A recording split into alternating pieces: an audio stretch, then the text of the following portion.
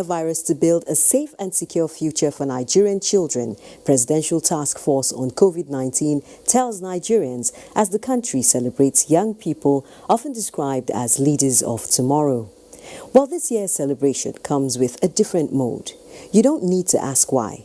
The new norm of maintaining safety protocols has also caught up with the children, as special features which usually characterize the day were non-existent due to the coronavirus pandemic. Many thanks for joining us on this week's edition of The Correspondents. Issues surrounding children's welfare and their ability to cope with the demands of online academic tutorials form part of the program this week. I'm Naja'atu Tijani. Welcome. Let's begin with how COVID-19 distorted Children's Day in Uyo, the Akwa Ibom state capital. The exigencies of the coronavirus pandemic have not only taken a toll on health and the economy, but biting hard on the educational sector as it has grounded several activities due to the pandemic. Children's Day celebration, which usually engages children and brings to fore issues concerning their welfare, was downplayed in Akwa Ibom State in a bid to forestall the spread of the coronavirus among young ones. However, some children were meaningfully engaged, but mostly in their homes. Correspondent Ifeoma Hoji tells us more. Children's Day comes with excitement because of several performances by the children to mark the day. May 27, 2020 took a different dimension across the country due to the coronavirus pandemic ravaging the world. With strict adherence to the precautionary measures put in place by the health authorities and government, the Akwa Ibom State government, through the Ministry of Agriculture and Women Affairs, marked the day but in low key. The State Children Parliament deliberated on matters concerning the girl-child education and children's rights. Education is a human right and a key to reducing poverty, promotion of democracy, reducing child labor and other vices, so an educated child knows his or her rights and knows how to defend it. Children's Day affords children the opportunity to interact, learn things, and do lots of fun things. The girl child has the right to be educated, so by this they can make a better future. With the theme, Promoting Girl-Child Education for Sustainable Development, Commissioner for Agriculture and Women Affairs, Dr. Gloria Det, urged education stakeholders to join hands with relevant authorities to ensure that the girl child is given sound education. She also advocated the protection of the child's rights.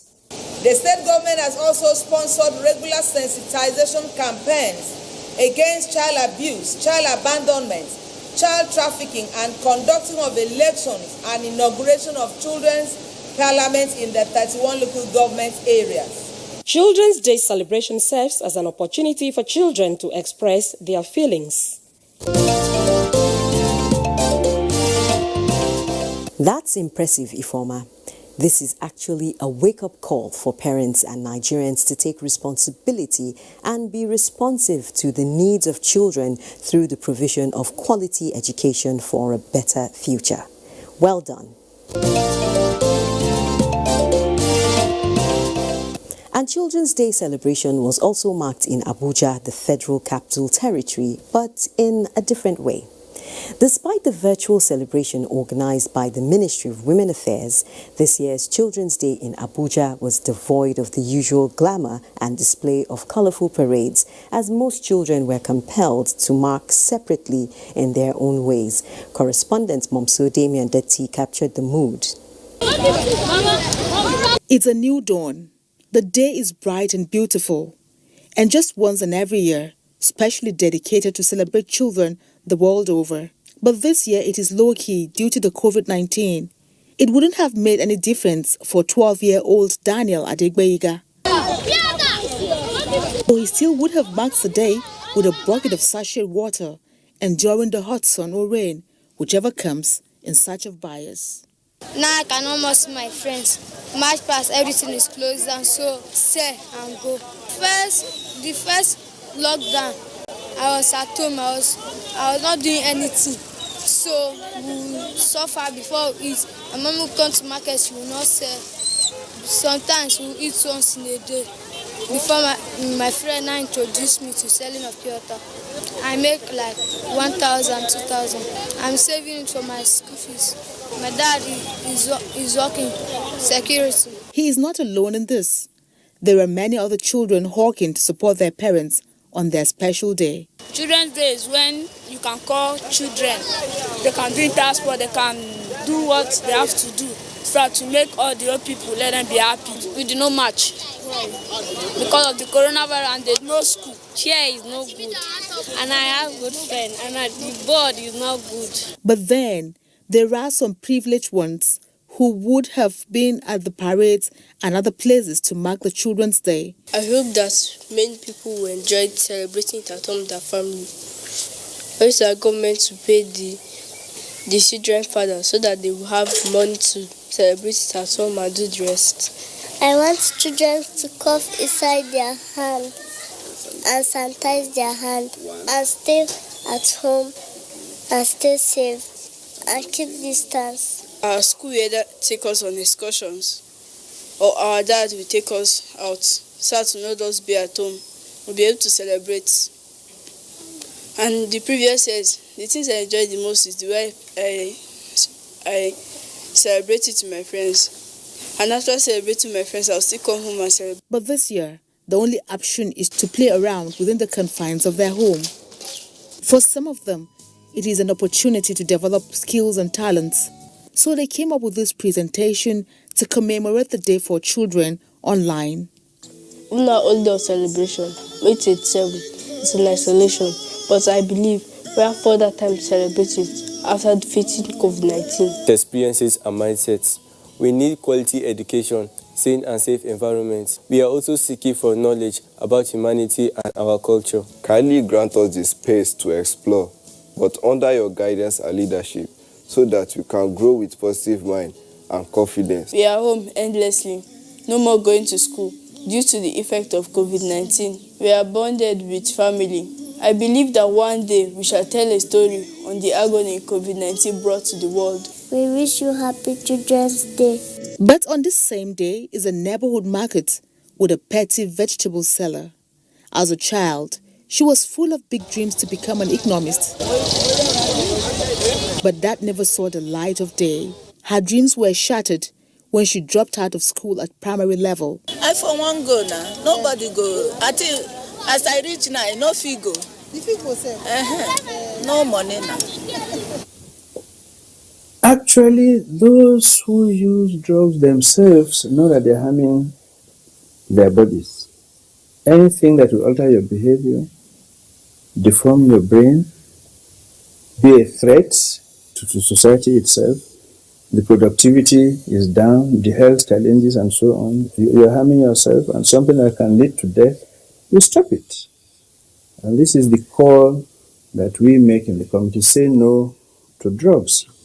Quit while you can, because once you get hooked to it, it becomes a major problem. So that is the call. And we believe that with the efforts that will be introduced soon, as I said, we are confident that this matter will be resolved.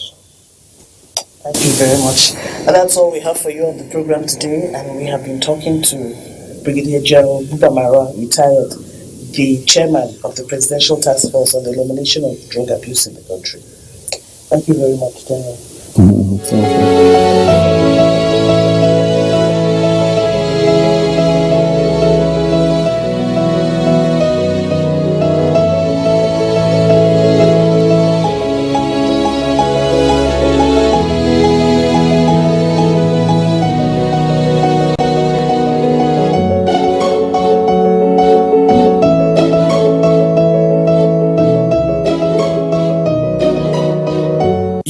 Follow us on all our social media platforms: Facebook at NTA Network News, Instagram at NTA Network, Twitter at NTA News Now, YouTube at NTA News Online, or visit www.nta.ng.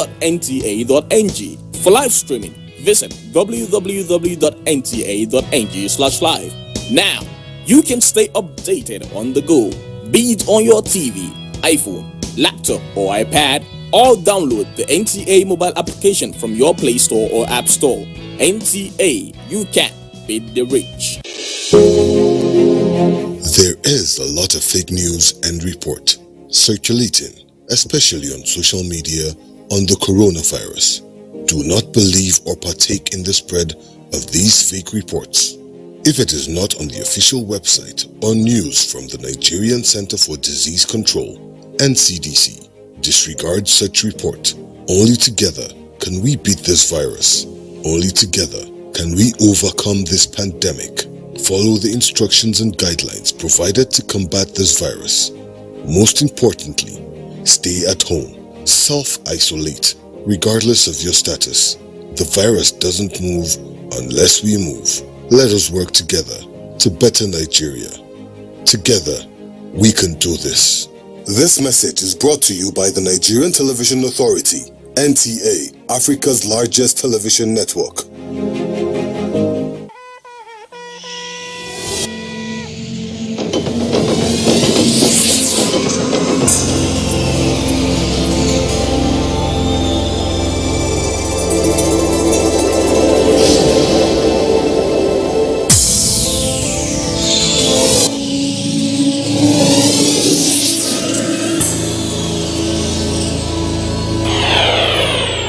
NTA, you can't beat the rich.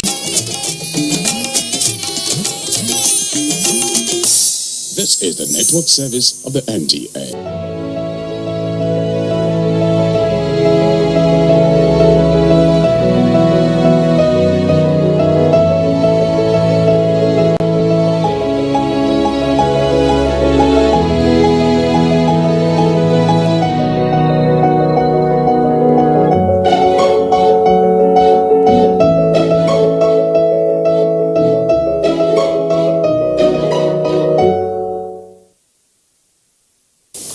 Drug abuse affects everyone. You don't have to be a user. An increase in the rate of drugs in any country leads to an increase in crime. Statistics have proven that. Today, we'll be talking about drug abuse in the country and why the president set up a special committee to look into these challenges. My name is Adebisi Olumide Ajayi. Join us as we delve into this challenge that Nigeria is facing right now.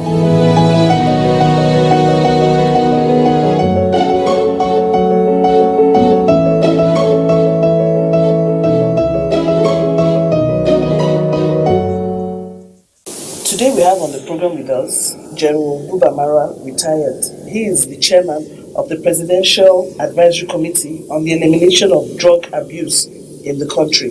You're welcome to the program, sir. Thank you. Now, we are aware that President Buhari has set up a committee for which you are the chairman. Why was this committee set up?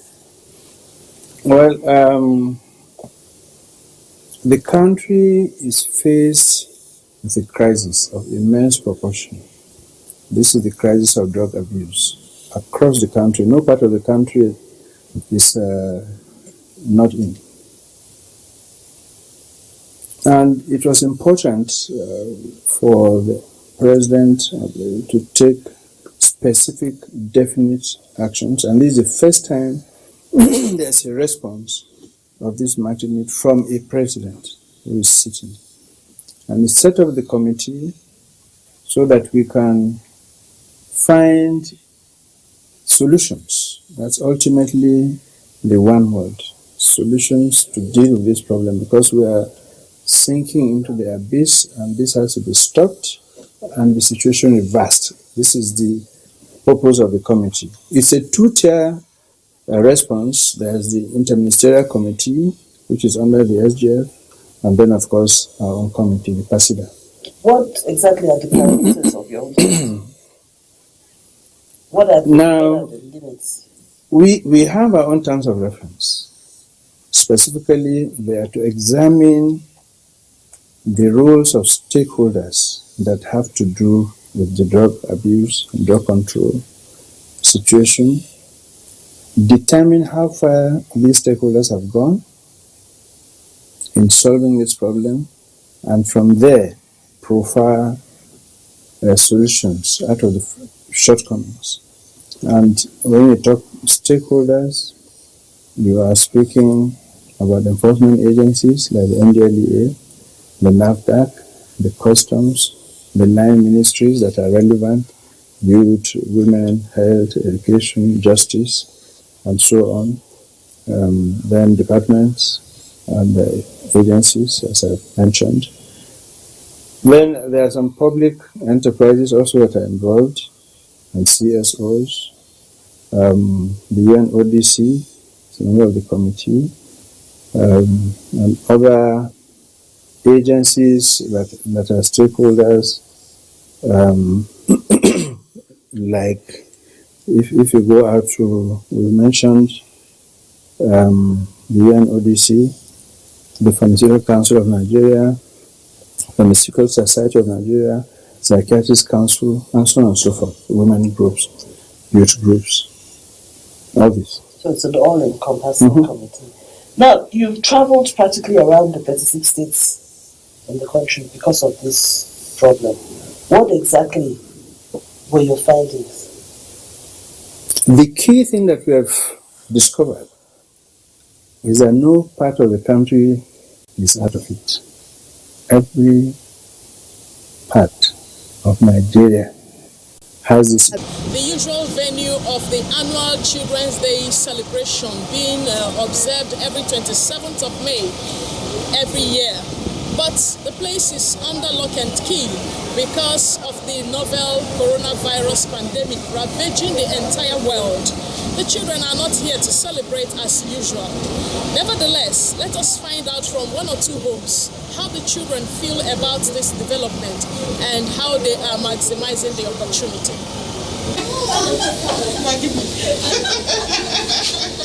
Telling on the government to open school so I can go and see my teachers. We have no other choice but to celebrate it at home, at least, even though we cannot be able to go out and meet our friends and do the matching and all. But at least we are home with our family, and that makes it more enjoyable. I'll take it as something that God brought out a time for us to be able to spend with our family.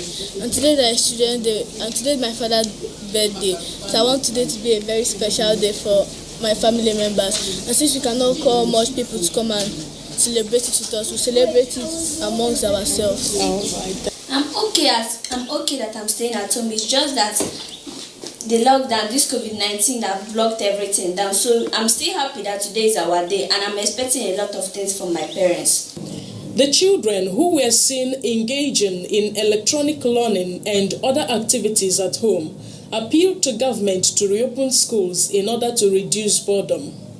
We're not that happy. I wanted to celebrate it like this with my friends in church or in school. But at least I could celebrate it with my family. That one is much better. Time to open school so that I can go and see my friends and my teachers. Some parents who described children as great assets opined that although the lockdown has prevented them from organizing parties to celebrate their children, it also afforded them enough opportunity to bond with them. But being indoors, especially for today, children are supposed to be outside, in the stadium. After that, you take them out to some recreational facilities for them to play around. But here we are indoors, We'll set up a little party later in the day. We will celebrate it, but not the usual way. I told them they should not go out because there will not be opportunity. The important thing is that life should be secured first before we talk of other enjoyment. It is expedient that all hands should be on deck to help the children despite the lockdown and the attendant observance of all the COVID-19 safety measures, to maximize this opportunity by adopting the e-learning and being involved to ensure that they miss nothing despite the situation in the entire world. Children must be given all necessary care and attention, especially quality education, for them to attain their goals in life. Thanks a lot, Fortune. Now, it's usually referred to as the king of fruits, with a history as delicious as the product.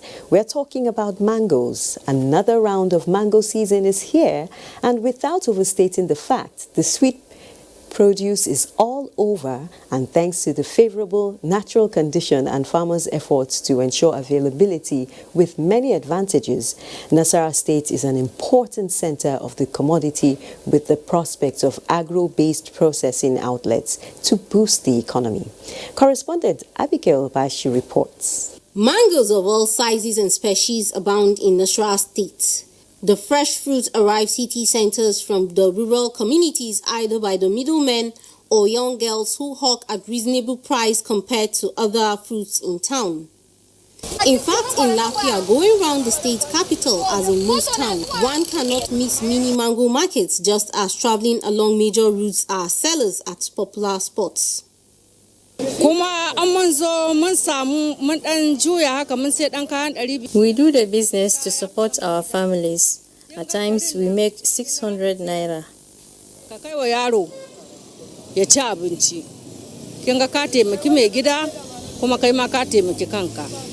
Last year, when you come to market, we will get more than 2,000. But now, problem of Corona, we don't get 500 myself.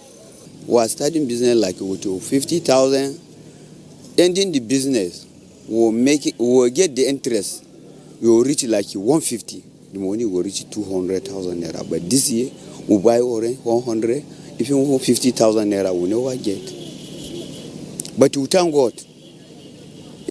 Just few kilometers from the city center is Akuruba, a traditional mango market, where buyers come from all parts of the country and neighboring countries between March and April.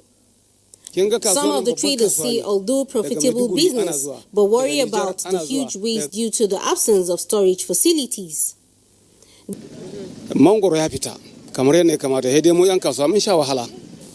We have the mango in abundance, but because of the pandemic in the country, we have difficulty in transporting it where there is demand.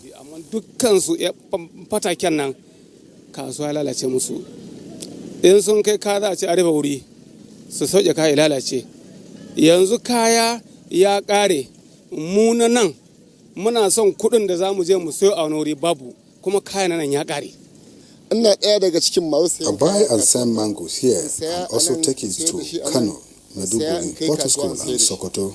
Muna kaiwa Kano, muna kaiwa Potoskum, muna kaiwa Gaidan, ana kaiwa Gamawa, ana kaiwa Bauchi. Sometimes the problem we encounter is when there is delay in transporting the product, it gets damaged. Idan ya kai kamar daga ran da aka cire shi zuwa ran da aka shi kasuwa ba fiye kwana bakwai ba sai zama expiring. There is also the absence of agro-processing outfits that can stimulate industrialization and more production of the commodity on the part of farmers. An agricultural expert speaks on the way forward. Mango is one of the most cherished fruits among all fruits. If we can harness our mango production and organize it, we'll definitely be making much more in terms of what we're looking at. So here in the state, there's a lot of wastages because of this equipment. Mere cold storage can help you to store your mangoes for up to 1 month, at least 2 weeks. If you have the right temperature, let's say 4 degrees to 9 degrees Celsius. 4 degrees is the normal refrigeration temperature. So if you have cold storage facilities for mangoes, you can elongate the shelf life. The fruits are very cherished in foreign lands. Stakeholders believe that just like cocoa, palm oil and cashew, mango is another traditional export produce with high potential that can transform the economy.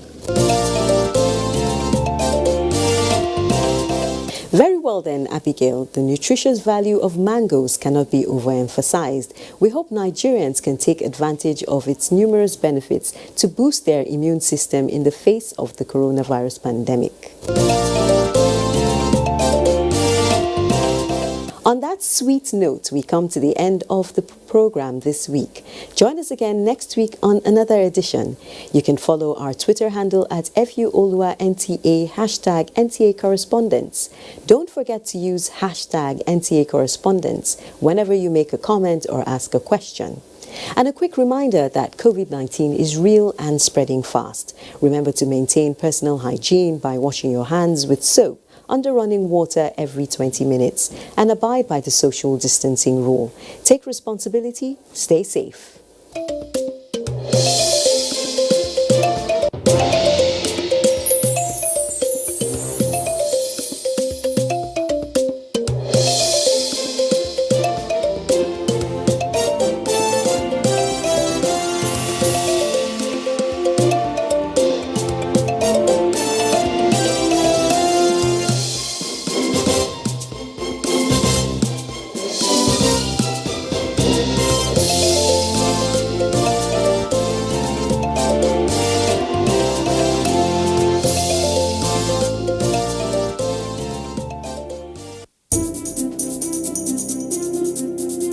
As a strong immune system increases the chances of victims surviving COVID-19, a corruption-free society creates opportunities for citizens to thrive and prosper. Build your immunity. Stop corruption now. Report all acts of corruption to ICPC on this toll-free number 0800 22 55 4272. This message is brought to you by ICPC and NTA.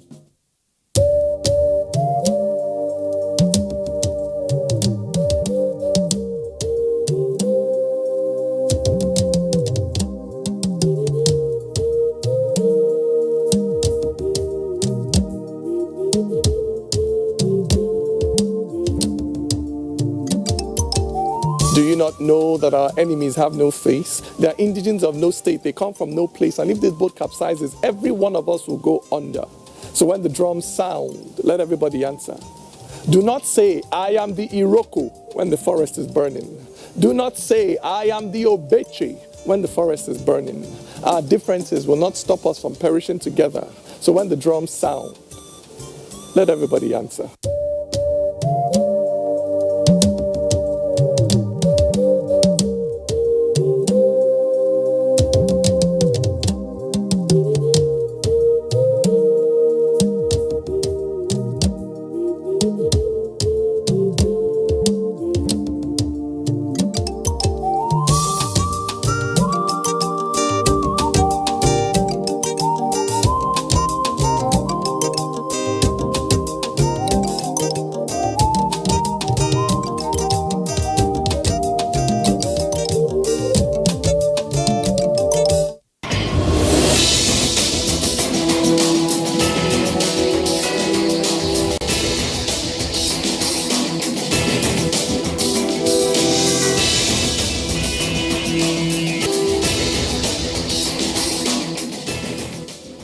Imagine a station where you access information. Think of a station that creates awareness for national development. Imagine a station that prepares you for a bright and greater future. A station for all ages.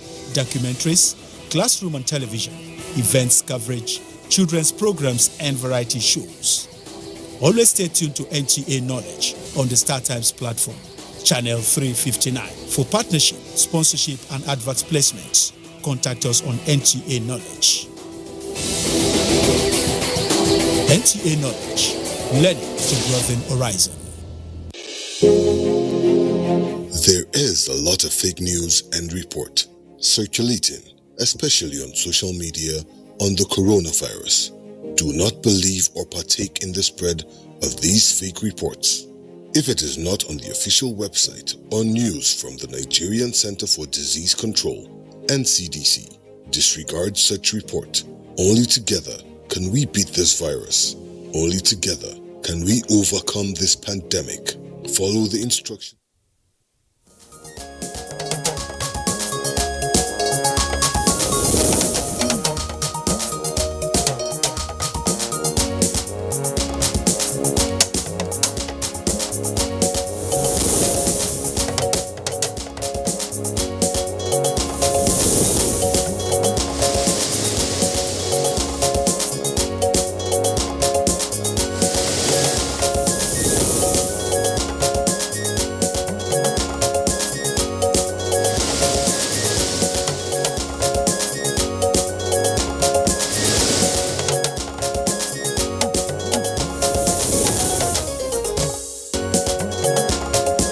348 new cases of COVID-19 recorded in Nigeria.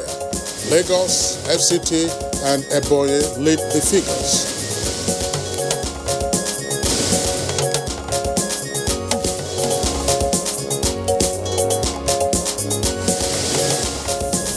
Federal Executive Council approves a refund of about 148 billion naira to 5 states for works on federal roads. Insists this is the last of such refunds.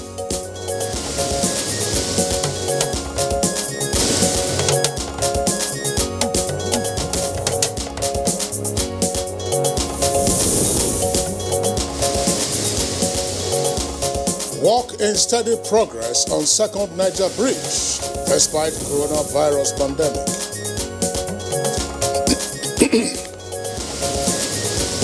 Of Buhari administration focus on the economy.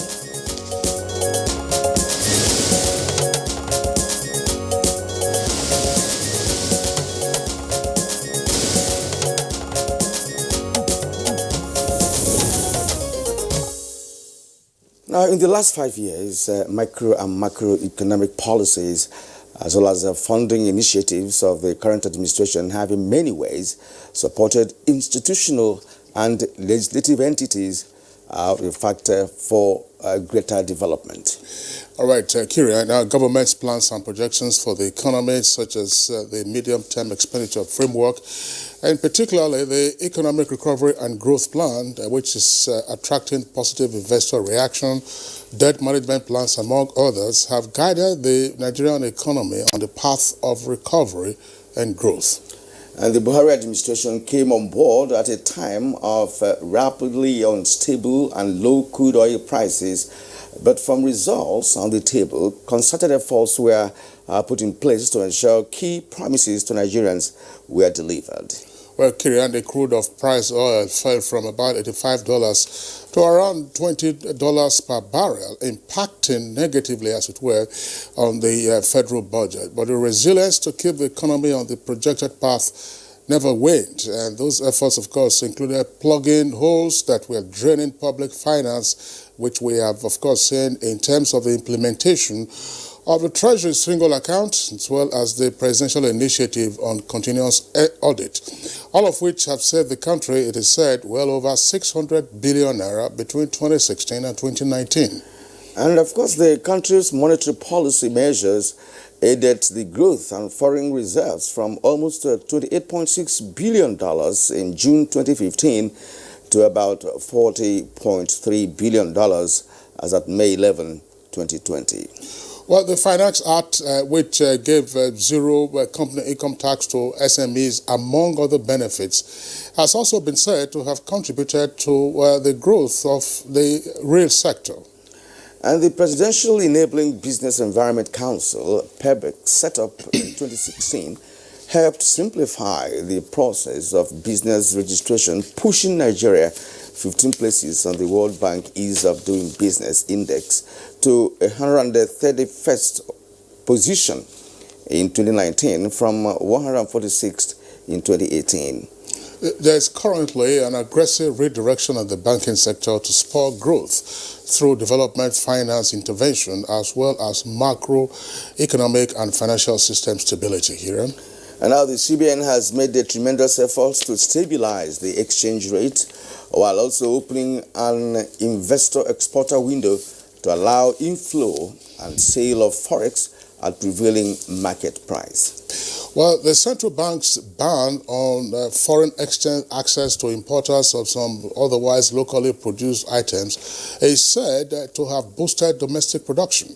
Now, a 10-year capital market master plan has also, among other gains, ensured the recapitalization of market operators, with the Nigerian Stock Exchange currently ranking top on the African continent. CBN's 5% downward review of interest rates for intervention schemes during the COVID-19 era is another attempt at giving a boost to the economy. Today's focus is therefore on the economy in the last 5 years of the life of the current administration. Welcome to Good Morning Nigeria, Thursday's edition. My name is Kirin Umayo. And I'm Kingsley Osadola. I join my colleague Kirian in also welcoming you to today's edition of the program, reaching you as always live on the network service of the Nigerian Television Authority. In the course of the program, we have our regular complimentary segments, and these include newspaper review and others. For now, let's join Abdul Malik Khalil for the highlights of the morning news. Good morning, Malik. Good morning, Kingsley, and good morning, Kirian. It's good to have you join us on the morning news. Now, at about midnight of the 3rd June 2020, the Nigerian Center for Disease Control confirmed 348 new cases of COVID-19 in the country. A breakdown of the figures shows that Lagos has 163 new cases, the Federal Capital Territory has 76, Ebonyi 23, Rivers 21, and 8 each for Delta, Nasarawa, and Niger State. Others are Enugu 6, 5 for each of Bauchi, Edo, Ekiti, Ondo, and Gombe, while Benue has 4, Ogun has 2, and 1 each for Osun, Plateau, Kogi, and Anambra. Following this development, Nigeria now has a total of 11,166 confirmed cases of COVID-19, out of which 3,329 were discharged. Sadly, 315 patients have now succumbed to the virus. Now, the Federal Executive Council has approved a refund of over 148 billion naira to 5 states of the Federation for the rehabilitation and reconstruction works carried out on the federal roads in their areas. Addressing newsmen after the meeting of the Federal Executive Council, Information and Culture Minister Lai Mohammed, however, said this will be the last time the Buhari administration will be entertaining such requests from states. That they inspected the roads and the bridges, that not only were they completed, they are in substantial good form. However, there's a caveat. Henceforth, if any state takes on a federal government road, it will not be paid for. You will not get any refund. And even if you want to pay from your own pocket, you will still need the permission of the federal government. The job will have to be supervised by the Federal Ministry of Works.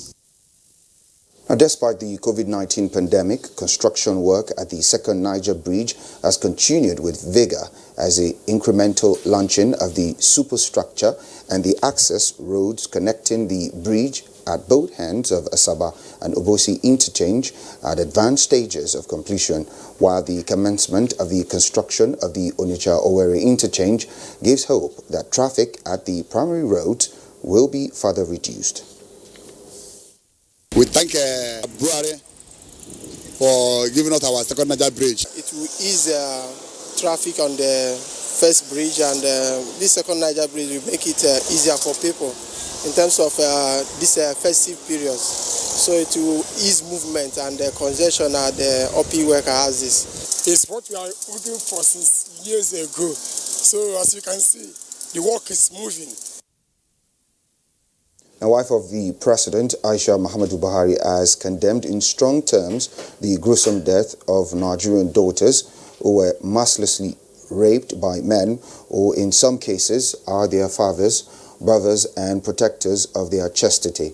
Mrs. Buhari said women are increasingly becoming vulnerable in a society that is expected to guarantee their safety, and she says Nigerians owe it a duty to do everything possible to protect them. In a statement, the wife of the president said she has started working with Governor's wife of the 36th state to end gender-based violence in Nigeria. Mrs. Buhari called on all stakeholders, especially the Federal Ministry of Women Affairs, as well as legal and security agencies, to expedite action so that justice takes its course accordingly. Now, President Muhammadu Buhari has commiserated with Governor Ifeanyi Okowa and owners of shops gutted by fire at the popular Obugonogo market in Asaba, the Delta State capital. The Minister of Humanitarian Affairs, Disaster Management and Social Development, Sadiya Umar Farouk, in the company of the Minister of State for Labour and Employment, Festus Keyamo, and other management of our ministry, visited Governor Ifeanyi Okowa at the Government House, Asaba, over the incident. We're here in Delta State at the behest of His Excellency President Muhammadu Buhari, the offering our best wishes and condolences to your state as a result of the unfortunate fire incident. I want to express my gratitude to you and really also to Mr. President for this visit of condolence. And that concludes the news highlight for now. Good Morning Nigeria continues with Kingsley and Kirian. After the break, I'm Abdul Malik Adio. Good morning. Main way coronavirus spread is when infected people sneeze and cough. Small droplets of fluid expelled by cough or sneezes are laced with viruses looking for new respiratory tracts to infect. When a sick person sneezes around someone who is healthy, the virus can land in the nose, mouth, or even the eyes, causing an infection. Symptoms can include fever, cough, shortness of breath. Symptoms may appear within 2 to 14 days. Seek medical advice if you develop symptoms and have been in close contact with a person known to have COVID-19, or if you live or have recently been in an area with ongoing spread of COVID-19. This message is brought to you by the Nigerian Television Authority, NTA, Africa's largest television network. In this time of despair, our country, Nigeria, needs us now more than ever. We stand a chance to save our great country, Nigeria. A chance to rise up from this pandemic stronger and better. What will be the gain if we do not learn from other countries and observe the lockdown to stop the further spread of the virus? If we loosen our guards and allow this virus dome our very existence, then what have we gained? This is the call to every Nigerian to unite as one and stop the spread of this deadly virus. Stay at home and stay safe. Remember, the virus doesn't move unless we move. This message is brought to you by the Nigerian Television Authority, NTA, Africa's largest television network. We're in a fight to protect everything that matters to us. It's a fight to build, share, celebrate, and soar once more. It's a fight to win back our world. So let's fight it the way we have for generations. Let's practice healthy habits. Let's protect our hands, our homes, and our loved ones within them. Because if we do, together, we will win. Dettol, protect what's worth fighting for. Nigerians, let us take responsibility. Stay healthy, stay safe, and curb the spread of the virus. Take responsibility. The coronavirus spreads from one person to another. Let us avoid crowd gathering of any kind for any reason. Take responsibility. Avoid traveling from one state to another during these lockdown restrictions. Obey all the rules that are put in place. Take responsibility. Stop spreading fake news and unverified reports about the coronavirus. There is no known cure for COVID-19. Take responsibility. Observe all the measures that can help stop the spread of the virus. Together, we can do this, but only if we take responsibility.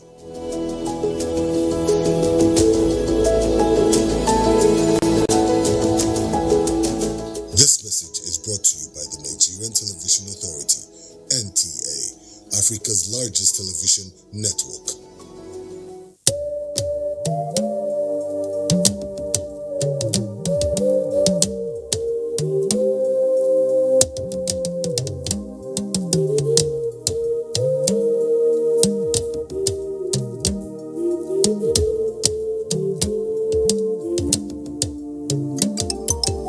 Do you not know that our enemies have no face? They are indigents of no state. They come from no place. And if this boat capsizes, every one of us will go under. So when the drums sound, let everybody answer. Do not say, I am the Iroko when the forest is burning. Do not say, I am the Obeche when the forest is burning. Our differences will not stop us from perishing together. So when the drums sound, let everybody answer.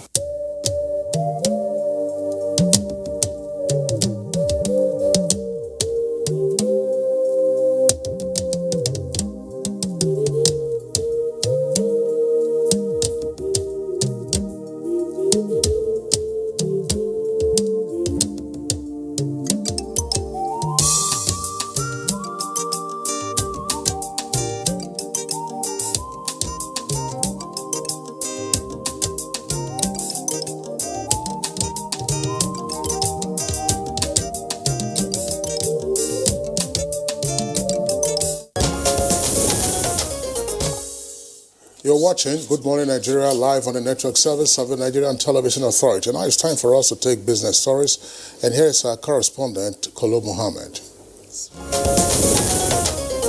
Good to have you along on Business News.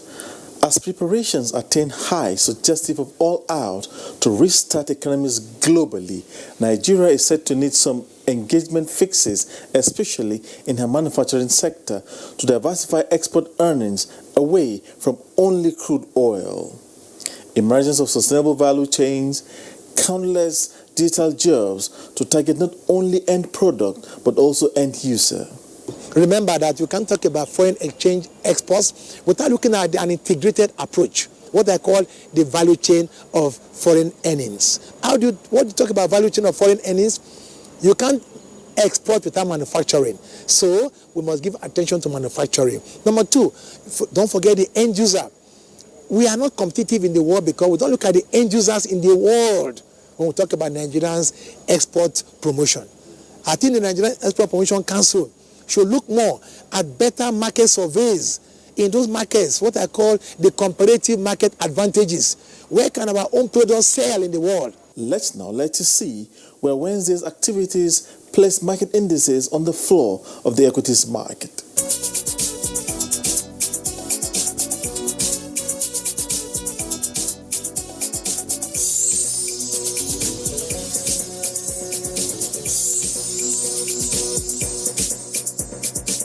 In appreciation of your consistency in coming along on Business News, I say many thanks. I am Kolo Muhammad. Thank you, Kolo Mohammed, for that report. And next on Good Morning Nigeria is a review of today's national dailies.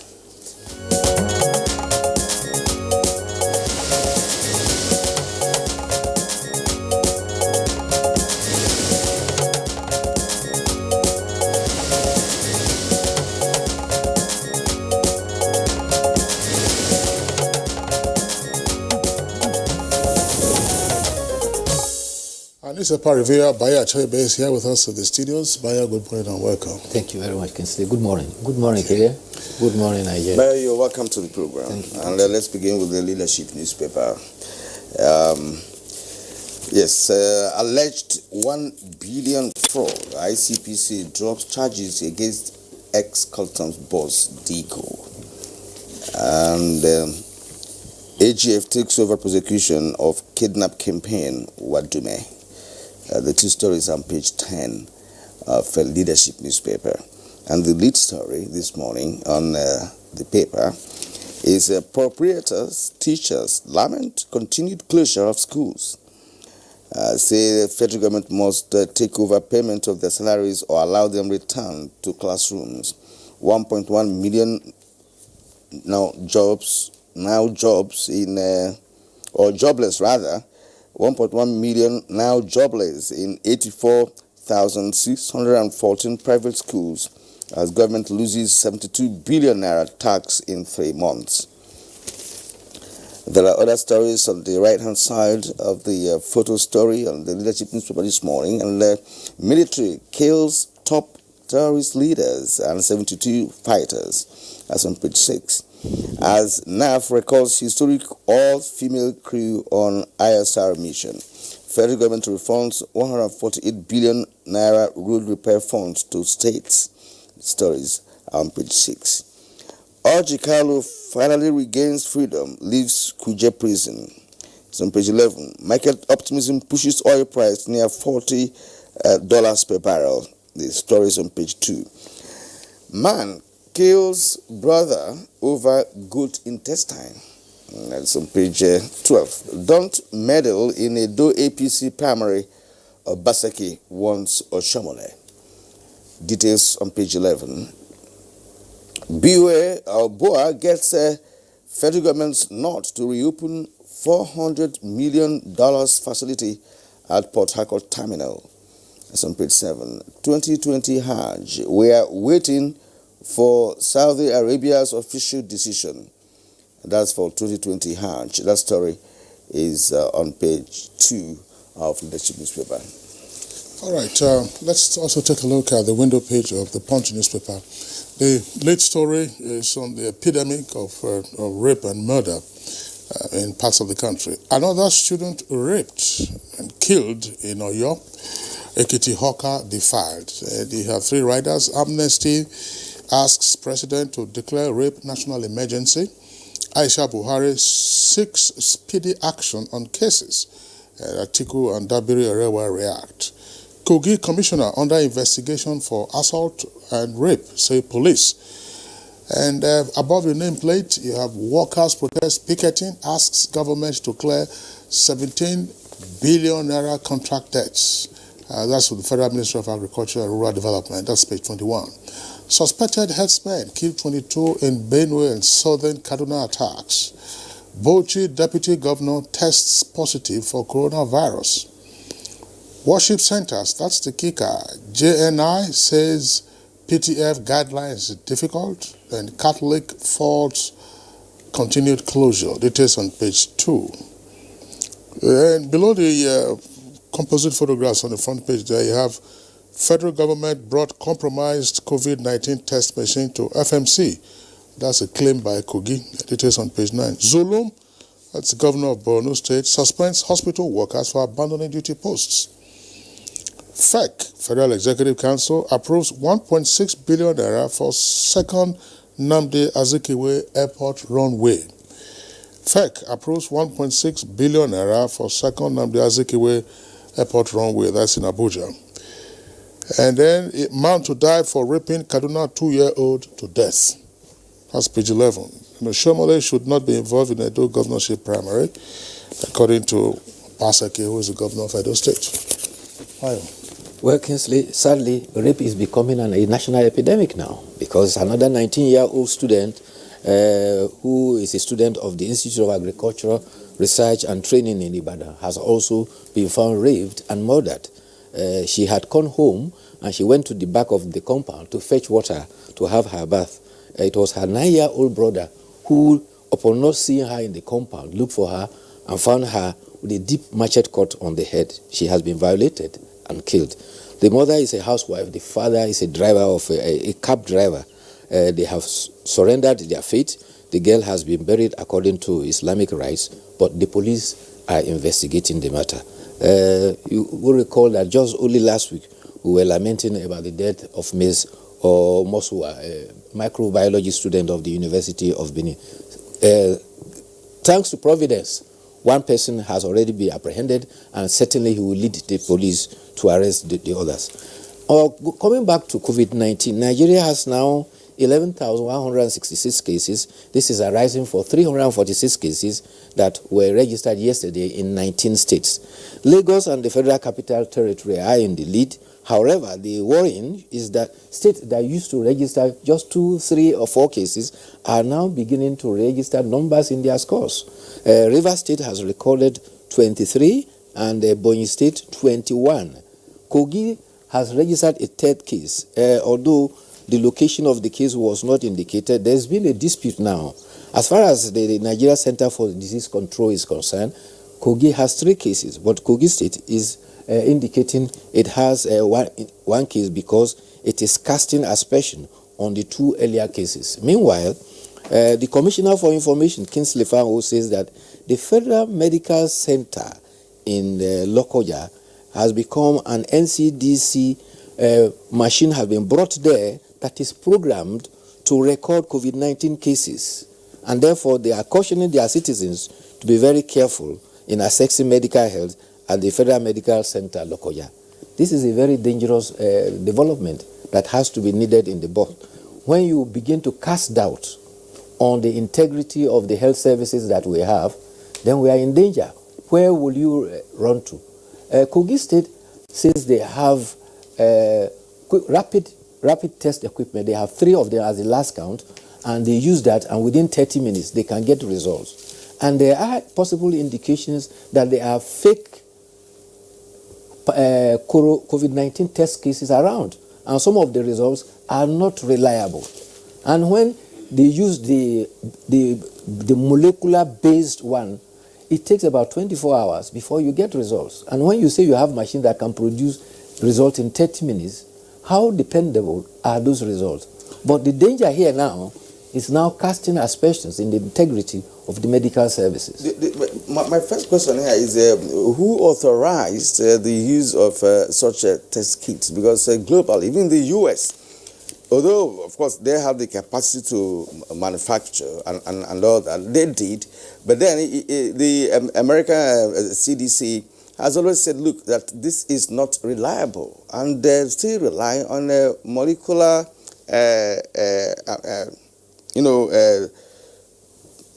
process of testing. And if any state in Nigeria decides to start using a test kit that has not been certified by NCDC or any other health organization, because I know that even WHO has been questioning the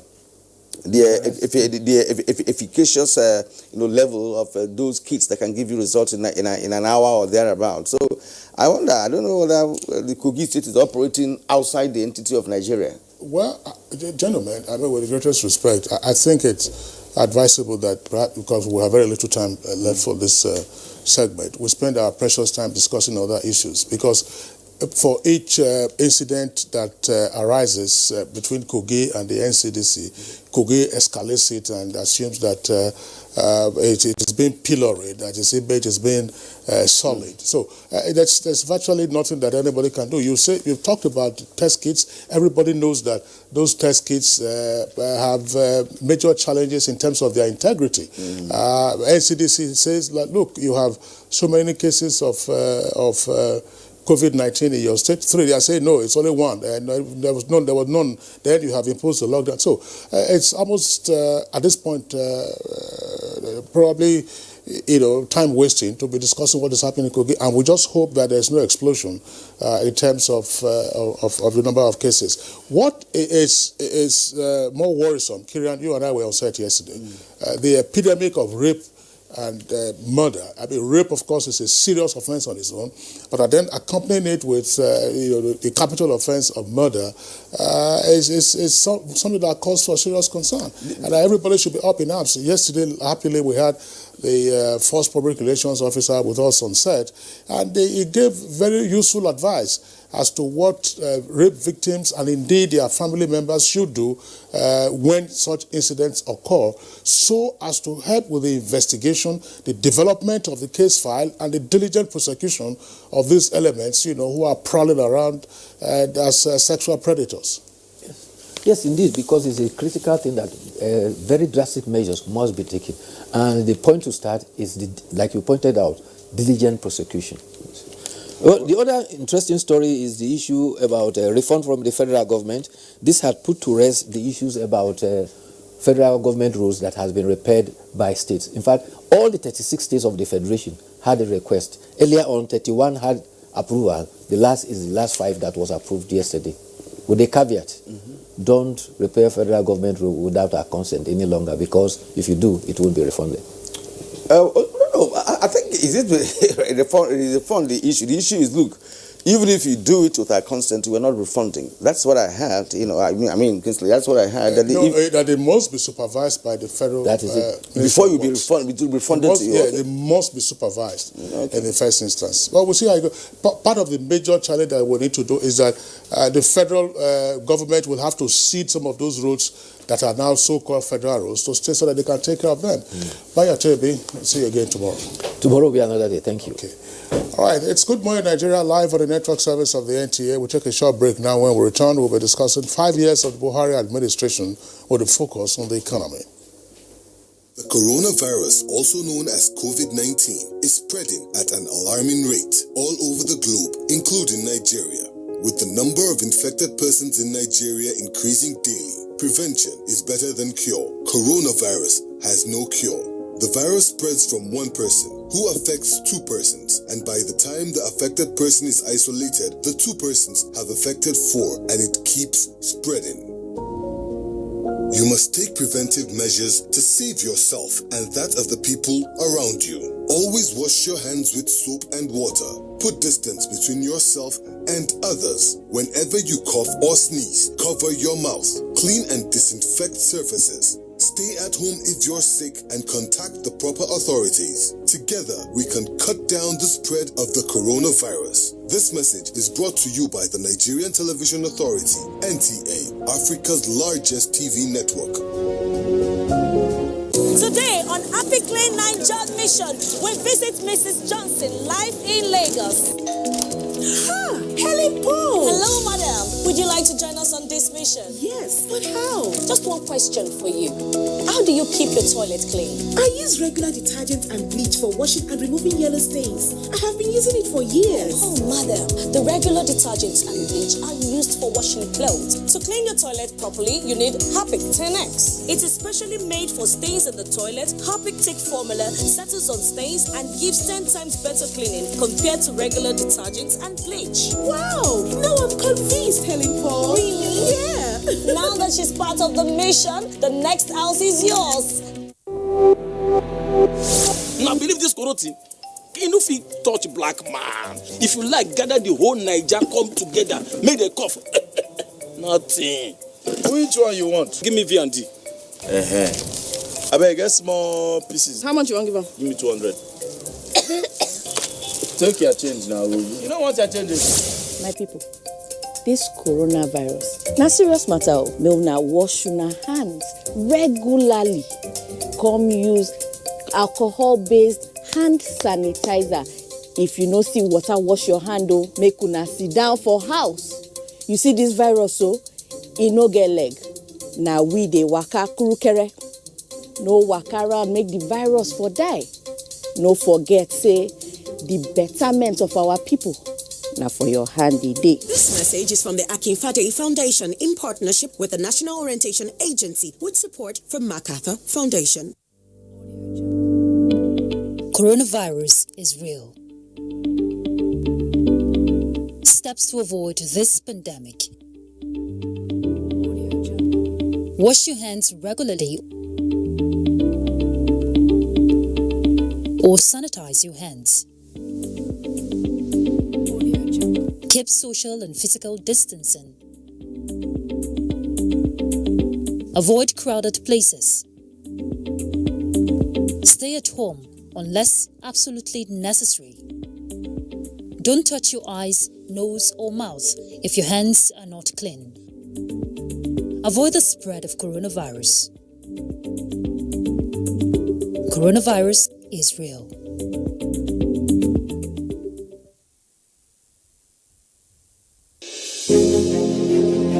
There is a lot of fake news and report circulating, especially on social media, on the coronavirus. Do not believe or partake in the spread of these fake reports. If it is not on the official website or news from the Nigerian Center for Disease Control, NCDC, disregard such report. Only together can we beat this virus. Only together can we overcome this pandemic. Follow the instructions and guidelines provided to combat this virus. Most importantly, stay at home. Self-isolate, regardless of your status. The virus doesn't move unless we move. Let us work together to better Nigeria. Together, we can do this. This message is brought to you by the Nigerian Television Authority, NTA, Africa's largest television network.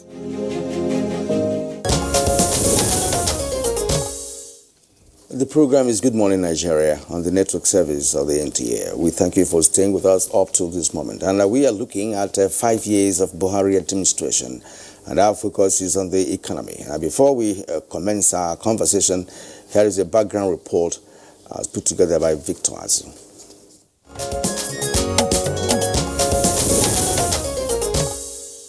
5 years ago, when the Buhari administration came on board, the Nigerian economy was in troubled waters owing to a dip in global crude oil prices.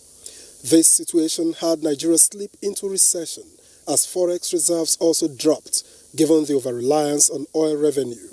Confronting the situation like a child born in time of adversity, the administration embarked on several reforms in the full knowledge that no different result can be achieved without doing things differently.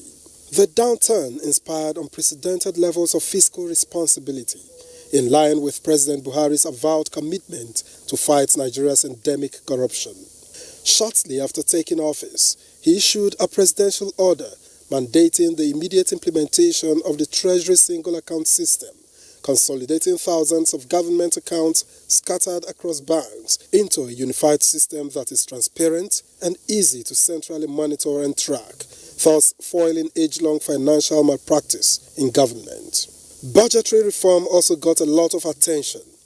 The administration pioneered the use of software to prepare annual budgets, which allows greater transparency and the ability to track changes. The Buhari administration not only introduced the Social Investment Program, but also insisted on using biometric verification in the deployment of the program, which includes a job scheme for unemployed graduates, a school feeding program for primary school pupils, a conditional cash transfer scheme targeting 1 million of Nigeria's poorest citizens, and a microcredit scheme for artisans, farmers, and traders. A similar insistence on biometric verification for the federal payroll resulted in the detection of tens of thousands of bogus beneficiaries, popularly known as ghost workers, and savings running into billions of naira every month. The tighter rein on public finances allowed a $500 million investment in the Sovereign Wealth Fund during a recession. There was also improved investment in agriculture and mining. Throughout the recession and to date, agriculture continues to record healthy growth. The budget was also returned to the annual calendar for the first time in 12 years, with support from the legislature. All of these projected the country's economy in promising light coming into 2020. Nigeria's capital market was credited as the world's best performing in January, while the agriculture and manufacturing sectors were posting impressive statements along with the ICT and entertainment industry. In January, President Muhammadu Buhari signed into law the 2020 Finance Act with its strategic objectives including promoting fiscal equity. Although the coronavirus pandemic has affected lives and livelihoods, bringing the Nigerian economy to a near standstill since February, again owing to the fall in global crude oil prices, which has seen the 2020 budget amended twice already. The solid economic foundation laid by the Buhari administration, analysts say, has kept the economy ticking with the hope that another recession can be averted and the economy back on the path of growth before the turn of the year.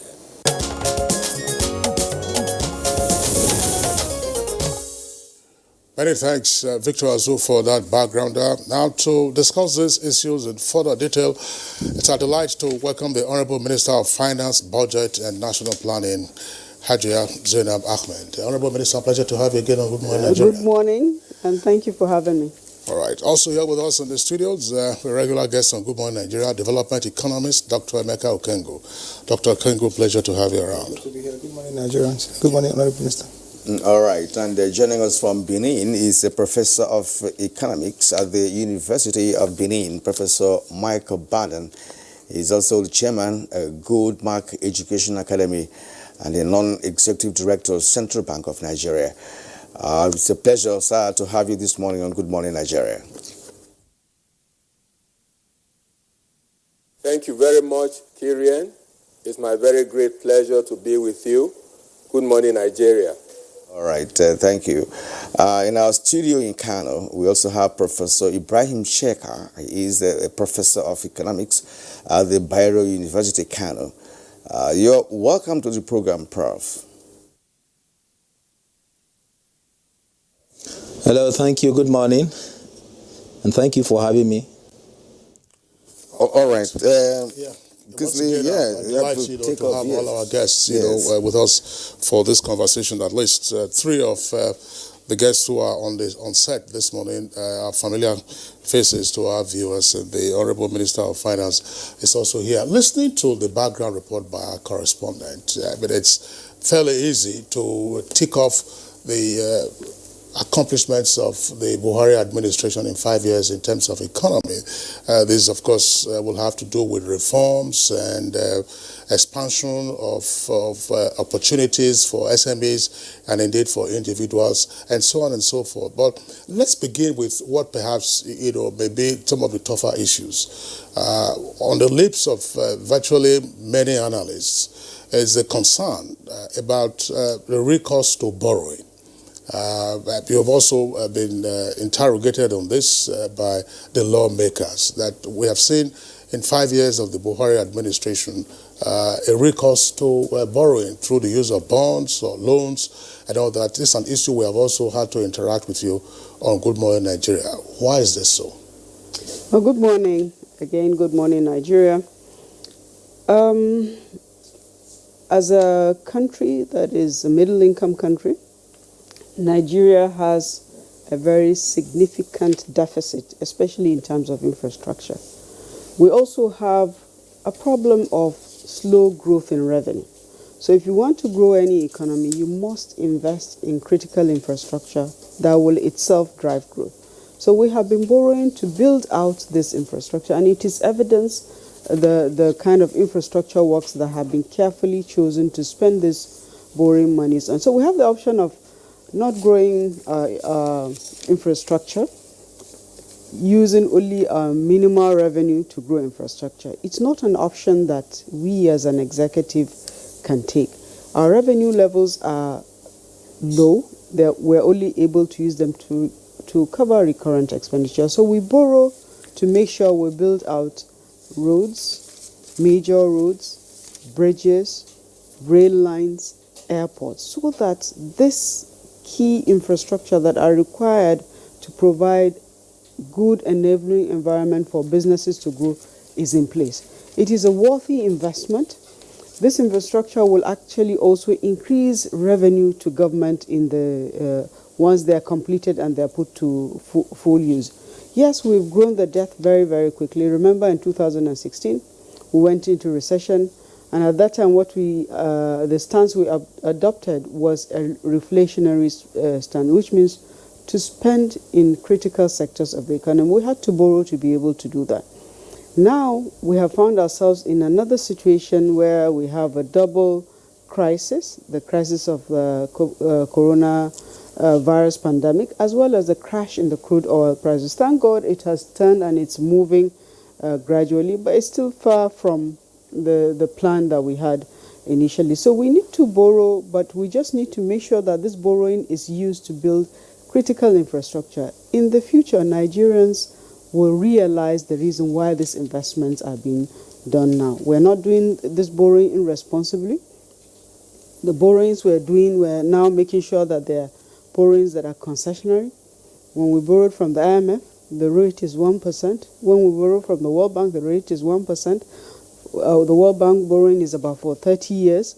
So you need the money now to build the infrastructure now. Otherwise, we will continue to be stagnating, or in fact, maybe to even regress in terms of our growth. So it's very important that Nigerians understand that this borrowing is being done responsibly and is being applied to build critical infrastructure that is required for the sustainable growth of our economy. Yes, madam. Still staying with you on the borrowing that Kingsley posed to you.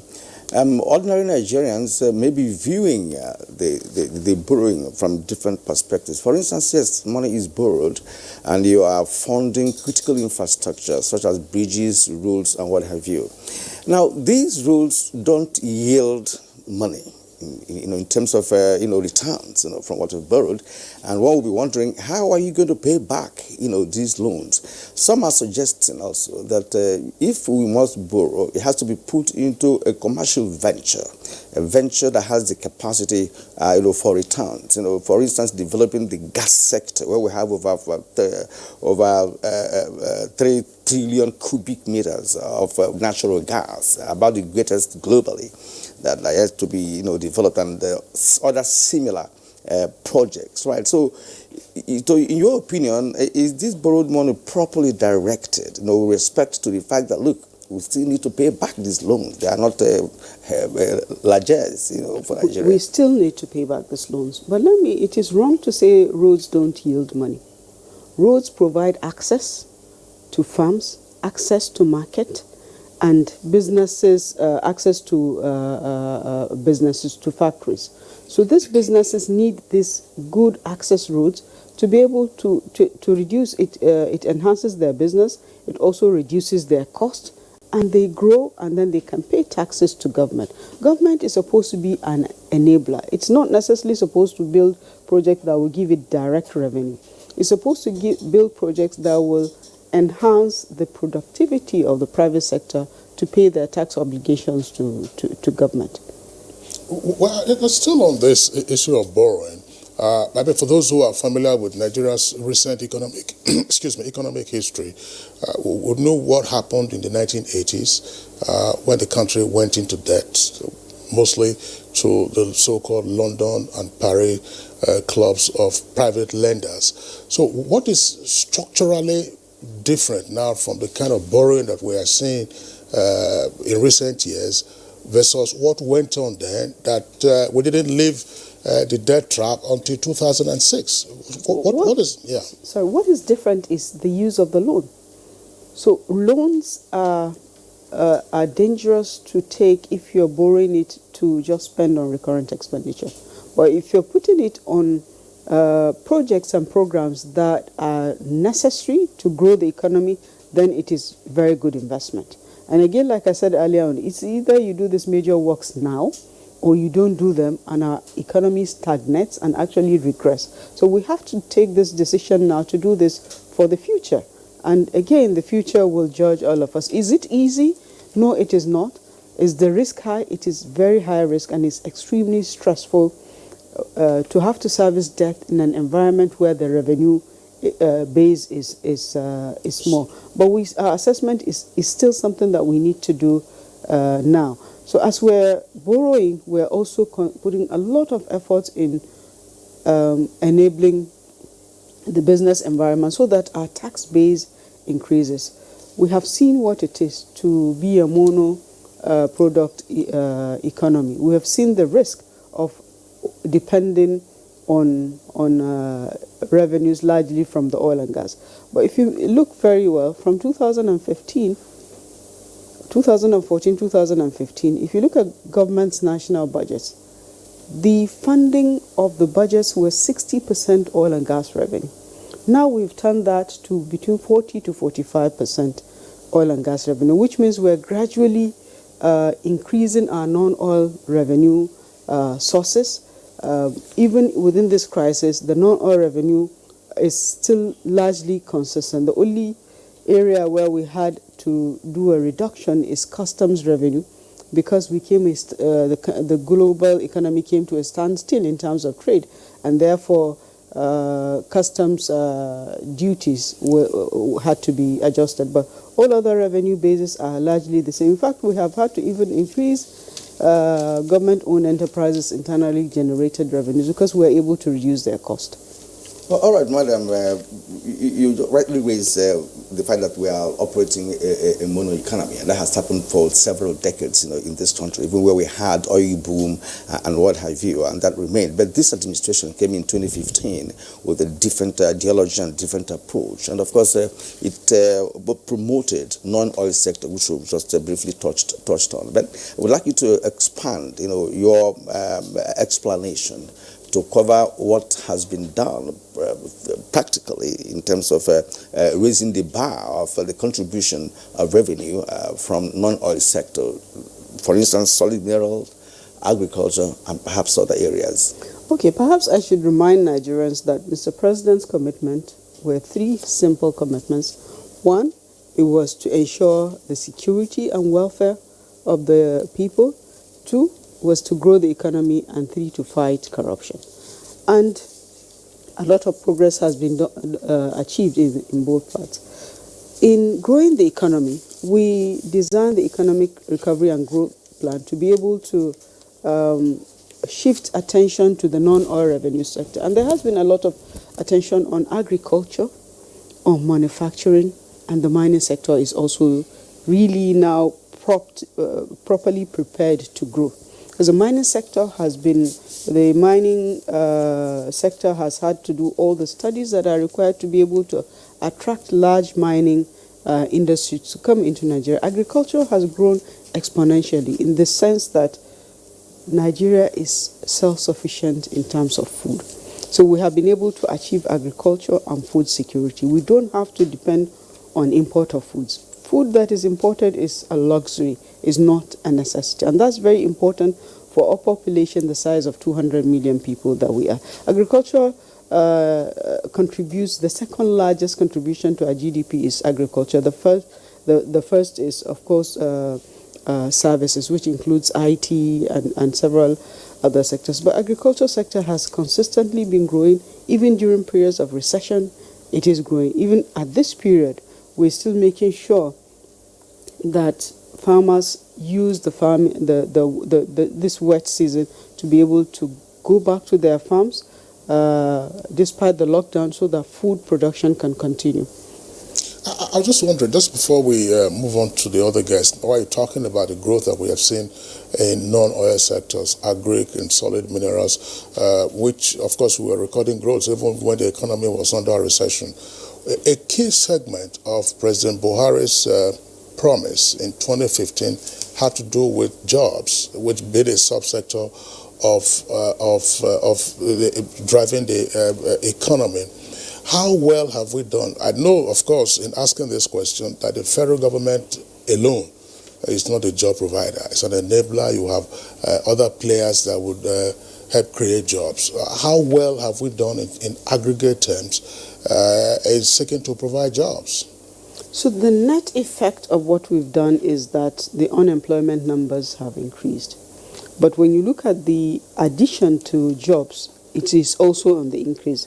And what this means is there are more people coming into the job market than we're able to create jobs. That's why we have shifted attention from government employing to enabling businesses to employ. That's why when we did the Finance Act, we made provisions to reduce taxes to small, medium enterprises, because that's why you need the largest number of jobs. It's not in the high end of the market. The oil and gas industry employs very few people.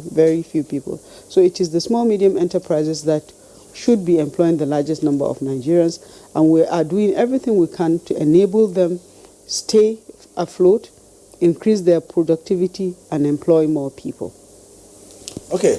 We'll come back to you, madam. In the course of the conversation, we're going to look at other aspects of economic management, especially with respect to the advent of COVID-19, which has, of course, disrupted the original plan that the government had for 2020.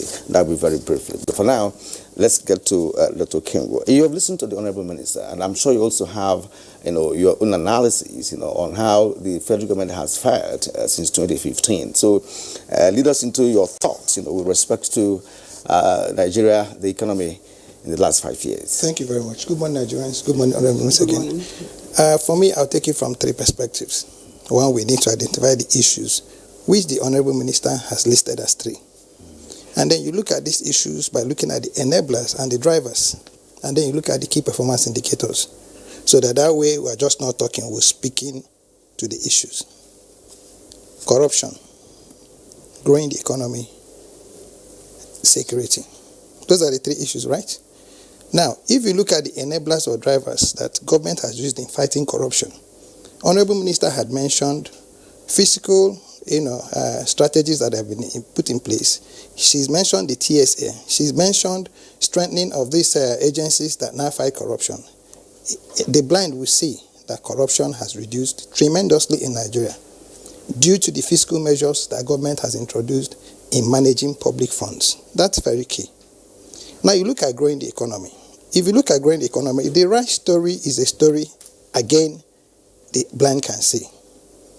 When they were closing the borders, everybody was shouting, it wasn't the best to do, it wasn't good to do.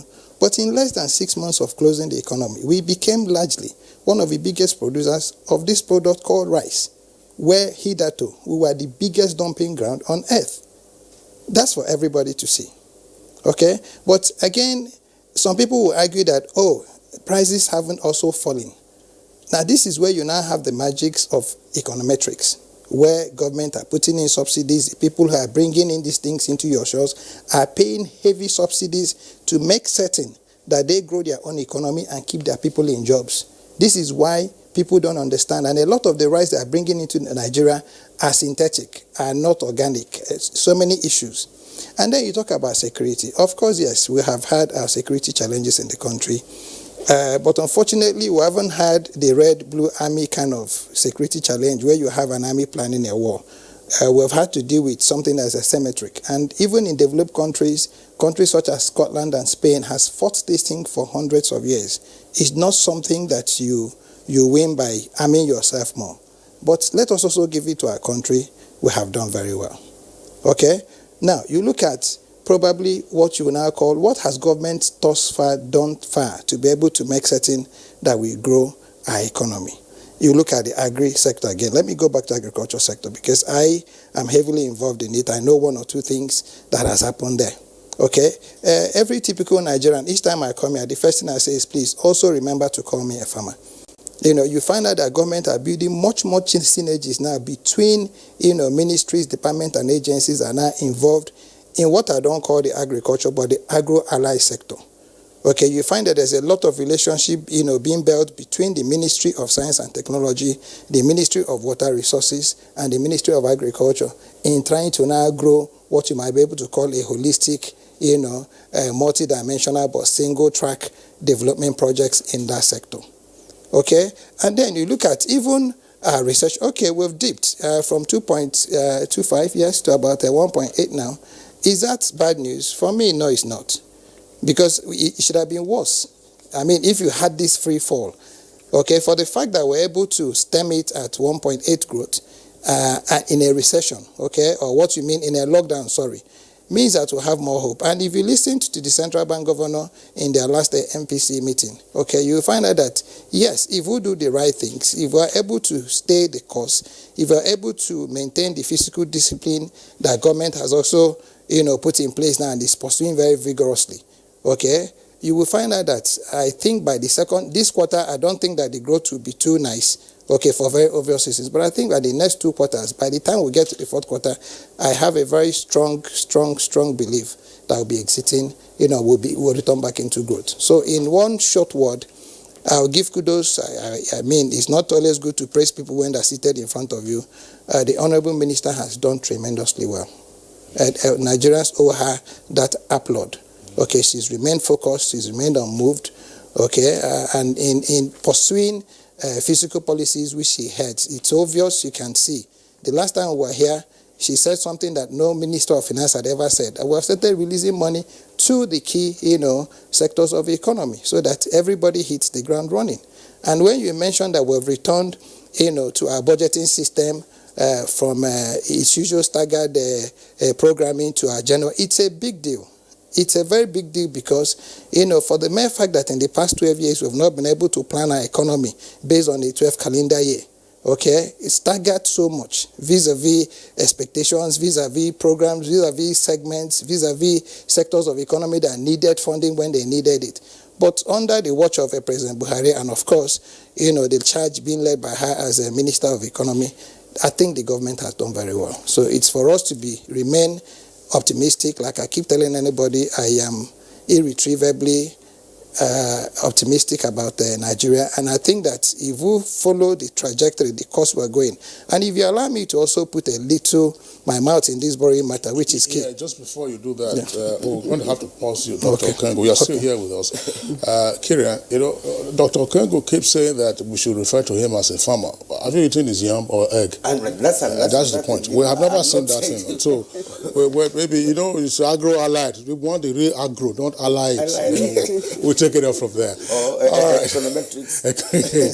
Okay, Emeka Okengo, thanks very much for your opening salvo. Let's go over to our Benin Network Center and bring in Professor Mike Obada. Professor Mike Obada is a professor of economics, and apart from his other designations that Kirian indicated earlier, he's also a member of the Monetary Policy Committee of the Central Bank.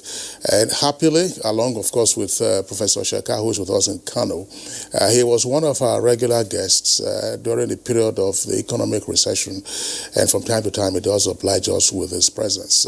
Professor Mike Obada, tell us, in your opinion, what are the key traits of what we may refer to as Buharinomics?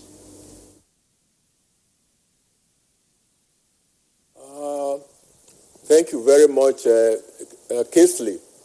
But first of all, permit me to compliment the answer provided by the Honorable Minister to your question on the issue of borrowing, debt crisis in the 1980s, and then borrowing at this point in time in terms of difference. The Honorable Minister provided a very good answer. But I will add that at that time, in the 1970s and 1980s, the government, the country borrowed on very harsh terms and conditions.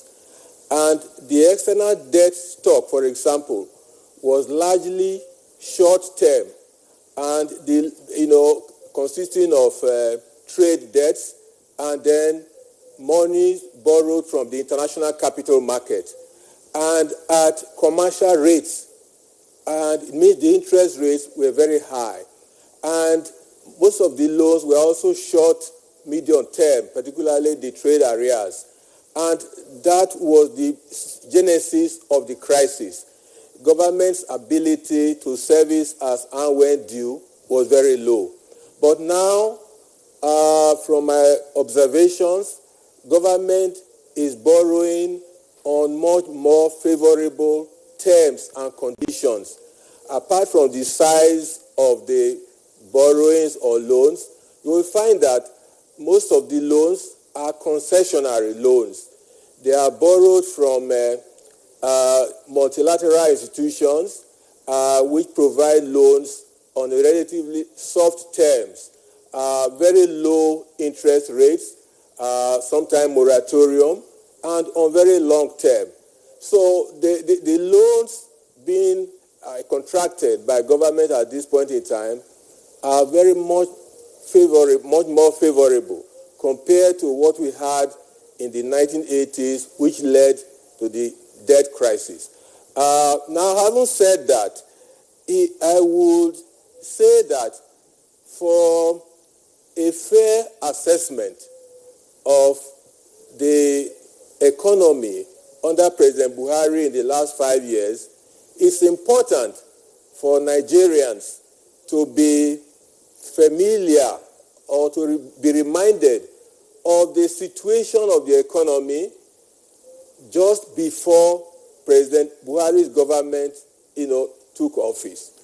I know the background reporter hinted, on the fact that the economy was in troubled times. Yes, I would say that the economy was indeed in crisis at that point in time. And there are many features which will convince Nigerians that the economy was in crisis. The structural weakness of the economy, an aspect of which entailed heavy dependence on crude oil, and that the fact that the economy was not diversified, were very much at play at that time.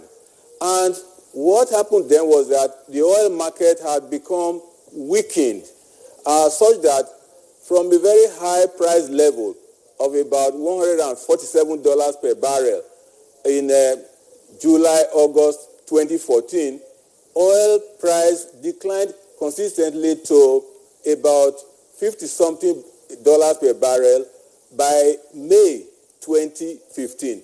And then what happened to government revenue? Government revenue reduced by over 50% from, that is to say, revenue accruing to the Federation as a whole, reduced sharply from about 2.7 trillion, in third quarter of 2014 to about 1.3 trillion, by the time President Buhari's government assumed duty. So you then found a situation whereby the economy became characterized at that time with heavy debt burden, for example, inability to pay for petroleum subsidy arrears and payments, fiscal deficits were mounting, and you also found a situation whereby reserves had become, external reserves became depleted. And then, of course, you found that fiscal buffers, excess crude account, had also been depleted from a very robust level, which President Obasanjo's government left it in 2007 to barely $2 billion at that time. So the economy, inherited by President Buhari's government was a very weak one. And it more or less put, the new government in a crippled position. And it began to struggle. And it was not surprising that the economy went into recession just a few months after the government came to power. So if we bear this in mind, then we'll be able to appreciate the significance of the various measures that government put in place, in the last 5 years to revitalize the economy, get the economy out of recession in 2017, and then do many other things. Now, back to the important question you asked, the very important measures or strategies. Government did take very important adjustment measures in 2016, which moved the economy out of recession, aided by improved oil prices. Some of those measures, for instance, adjustment of the exchange rate, adjustment in petroleum product price, and of course, adjustment also in electricity tariffs. Well, for me, these were very necessary in a situation whereby a country is consuming more than what it earns, is spending more than its income. Adjustment became inevitable. Perhaps for me, they could have been implemented a little earlier, but for the humane disposition of President Buhari, that he didn't want a situation whereby the government had just come into office and then certain harsh measures were implemented. So, but they were very necessary, and thereafter we found that government's fiscal policy stance was expansionary. The size of budget increased from year to year with a view to spending a large proportion of the funds on infrastructure through capital expenditure. In 2015, if I may remind you, in 2015, the appropriation bill prepared by the outgoing government had about 10% of the budget, for capital spending. But since then, President Buhari's government had increased the size of, budget allocation to capital expenditure to about 30%. I think it's only in this year's budget, because of the, wobbling of the market, that the percentage had reduced. So there had been expansionary fiscal policy, through spending on various sectors of the economy, particularly infrastructure, and also providing incentives to, the agricultural sector and other real sectors, particularly medium, small, and medium enterprises.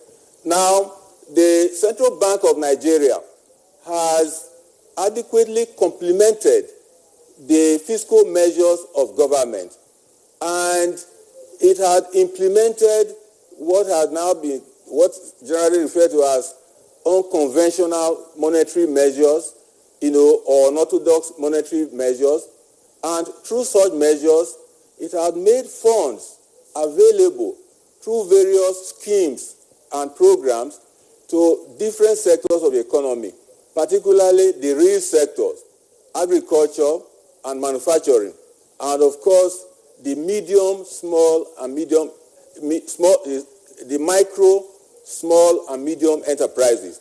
And so we have various funds: the Real Sector Support Fund, the Commercial Agricultural Credit, scheme, the Anchor Borrowers Program, and we also have the Micro, Small, and Medium Enterprises Fund. And Through these schemes and others, loans are made available to various operators at affordable interest rates of interest which less than 10%, 9% indeed. And in the most recent interventions, the central bank has reduced the interest rate to about 5%. So these funds have been made available to different sectors of the economy. All right, Professor Badan, you have indeed touched a good number of issues, with respect to what the government has been able to do in the last 5 years to the nation's economy. We're going to come back to you for further expatiation of some of the issues that you have raised, but we'll have to pause you presently to enable us to get the thoughts of Professor of Economics at the Bayero University, Professor Ibrahim Sheka. Professor Sheka, you've listened to all the guests, and Professor Shekau, sorry, we'd like you to also... It's not Shekau, it's Sheka. Somebody, producer was telling me Shekau. It's Sheka. Sorry, it doesn't sound like, the others. Professor Ibrahim Sheka. Yeah. I just heard from my producer Shekau, so that was why I got better. It is Professor Sheka. Please pardon us. Now, let's bring you in. You've listened to other guests, and we also want to get your thoughts on what has transpired in the economic environment of the nation called Nigeria. But let me just give you a little background. Of course, you are aware of that shortly after the inauguration of this administration, we went into a recession occasioned by the sharp drop in the price of oil. But the government actually put in place some mechanisms that returned the economy to normalcy after a short period of time. Now, what is your take in what the administration has been able to do, not just in that aspect, but in all other perspectives of our economic development within the last 5 years? Thank you very much. At least you have given me the benefit of listening to my other colleagues, especially my learned colleague, Professor Mike Obadan. Well, actually, the minister had spoken very well. And I would also like to add on the reasons he gave on the issue of loan that government is taking. Sincerely speaking, we know the policy thoughts of the government is to ensure diversification. And if you are to diversify the economy, certainly you must provide infrastructure. Road network is needed, railway lines are needed, power supply is needed in order to boost the industrial sector as well as the agricultural sector, which are the major sectors to support the oil sector in the economy. So really, it's not a matter of footing the loan where revenue can be generated like you asked the minister. No, it's a question of creating enabling environment, providing infrastructure for production activity to take place. With regards to the question you asked, really immediately after inauguration, the Nigerian economy entered deep into recession. But with the help of the policies the government designed, especially in the economic recovery and growth plan, we were able to get out of recession within a short period of time, even though the rate of economic growth slowed immediately after the recession. Well, that is normal. The issue is if you want to assess or if you want to consider what the government did, first of all, you base it on the promises made by the president, like the Honorable Minister had rightly pointed out, that he's going to face the insecurity as well as the issue of corruption and fixing the economy. Now, if I should give a suggestion, Nigeria can be seen as an old car, that if you are fixing one part of it, the other part will get down. The reason why I say that is, look at the insecurity problem. When President came into power, the major problem was in the northeast, in Borno, in Adamawa, Yobe, and other parts. But we all believe now that the Boko Haram is on their own. They have been marginalized. They have been reduced to the barest limited number. And then, of course, that time, over 13, 14 local governments were taken over, but now they have all been recovered by the Nigerian forces. We can say a lot of achievements have been made there. But unfortunately, the insecurity problem shifted to the northwest. Katsina, Sokoto, Kaduna, Niger, and other states in the name of bandits, in the name of whatever kind of thing that is going on in the country. So you can say President had tried very well, the government tried. And then with regards to fixing the economy, like we said, the major thrust is to avoid relying on oil as the major source of foreign exchange to the government. And a lot of policies have been put in place. And of course, we have seen them working. In fact, one of the reasons why, if you remember, during Kalu in 1980s, when SAP was introduced, Nigerians demonstrated against external loan. But now nobody is resisting. We all believe government is doing the right thing with the loans taken. And the only fear is that in our budget, it has started taking, the debt service has started taking a very a lion's share, about the size that is even much more than the amount dedicated for capital expenditure. So the fear is if we keep taking the loan, probably we may reach a point where probably half of our budget will go into debt service. But sincerely speaking, if we are going to give a score to the government, we'll give it a pass mark, certainly. And again, if we look at the issue of unemployment, the minister has rightly pointed out, Nigeria is a very huge country. And a lot have been done in order to, improve conditions that could secure a job for Nigerians, especially improving the agricultural sector by clothing borders and making our farmers to produce and other kinds of crops. But sadly, if you look at the figures, if you are going to go by the index, you find that the unemployment rate is still at 14% and more. So I think, again, in that respect, government had tried, but only that the pressure, the number of people seeking for a job, the number of graduates that are coming out of universities is large and is, is so dynamic, it's growing. And of course, government has limited resources to fix the economy so that all of them can be accommodated. But certainly, we can give a pass mark to the government by all these policies that are being in place. Thank you very much, Professor Ibrahim Sheka, with us from our Kano Network Center. I will return to you. Let's come back to the studios. Professor Sheka, once again, thanks a lot. We'll return to you in the course of the conversation. Let's come back to our Abuja studios. Honorable Minister of Finance, Hajia Zainab Ahmed, you listened to what the other guests said.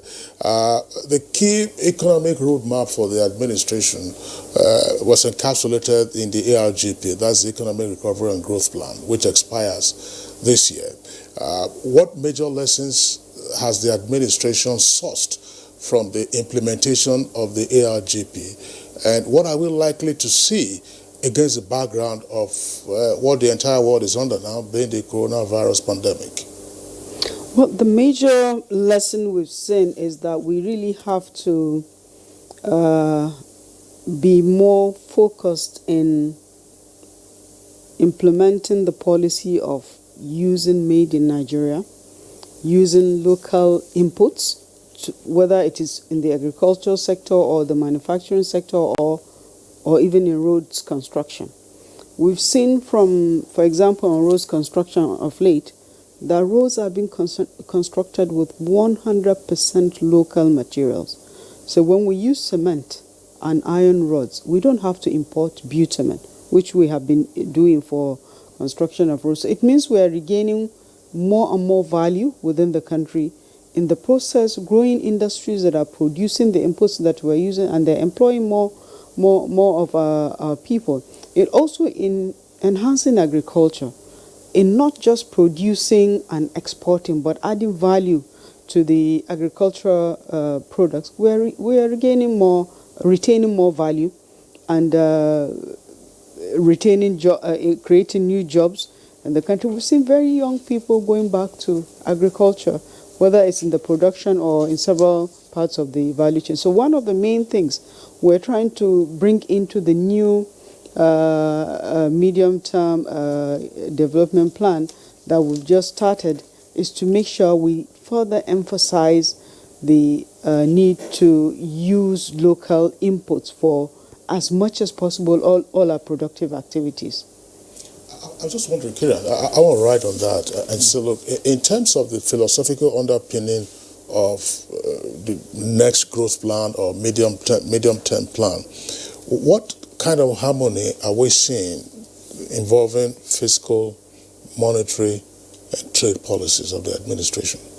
What we're doing in this next plan is we have got approval for a steering committee that is even led by the private sector, and that has the monetary and the fiscal and trade authorities within one setup. The idea is for us to really implement the concept that says our plans, the philosophy of the plan is driven by partnership with the private sector. The monetary and the fiscal authorities, we have closed ranks. We're working very, very closely together. We have been working on an economic stimulus plan that will soon be unveiled by the president, and this work was done together with the three parties, monetary, fiscal, and trade authorities. We have finished the plan. We're in the process of consulting with the parliament, and then Mr. President will be unveiling this fiscal stimulus plan. All right, Madam. It appears that there has been aggressive redirection in the banking sector in a bid to spur up growth through development finance interventions and what have we. Can we know more, or rather the tipping point of this aggressive redirection of the banking sector? Well, the banking sector, the monetary authorities are working with us to make sure that the development finance institutions are strengthened, that there are interventions that are directly designed for a few major sectors of the economy. Of course, agriculture has always been there, but now there's more emphasis on providing low-cost financing for small, medium enterprises. The central bank has been able to prevail on and provided regulations to the banking system to reduce the cost of borrowing by their policies, but also to stay action on repayments, to defer repayments, to make it easier for people to retain money so that they can plow them back into their businesses. The central bank has revealed several categories of interventions that is targeted at the health sector, at SMEs, as well as for infrastructure. On our own part, we complement what they've done also by providing fiscal incentives such as import duty waiver. So right now we have a blank import duty waiver for any equipment or product that is relating to the health sector that is coming into the country, especially for the interventions for COVID-19. You don't even have to come and collect any import duty waiver certificate. So there is a standard instruction so that these goods come in fast. We want the pharmaceutical industries to be able to produce and stock up on materials that they need for medicines that are necessary for the use of the country. And we also want them to grow. So we don't have a situation where we are buying inputs for producing basic drugs in the country. Okay, Honorable Minister, thank you very much. Dr. Emeka Okengu, the Honorable Minister already mentioned that, and indeed, we keep hearing about the drive to encourage Buy Nigeria. That's to say, patronize what is made in Nigeria. It might take a while, for us to ramp up on a quantum of purchase of made in Nigeria. But from your point of view, are we on the right track in terms of really encouraging Nigerians to buy made in Nigeria? That's to say, whether the public or the private sectors. It's not very difficult. We've always, it's easy. If you remember in the days of hops and barley, okay, remember when they used to use barley, then they now introduced maize. In less than 2 months, people couldn't tell the difference. Instead of imported barley that they were now turning into malt, and we started using our maize, and it bought on. Ditto for rice. I'd be very surprised if I came to your house now and you served me foreign rice. Everybody is eating our local rice. So I don't think the problem is for Nigerians to buy into made in Nigeria. I think, like you said, it is the availability and the quality.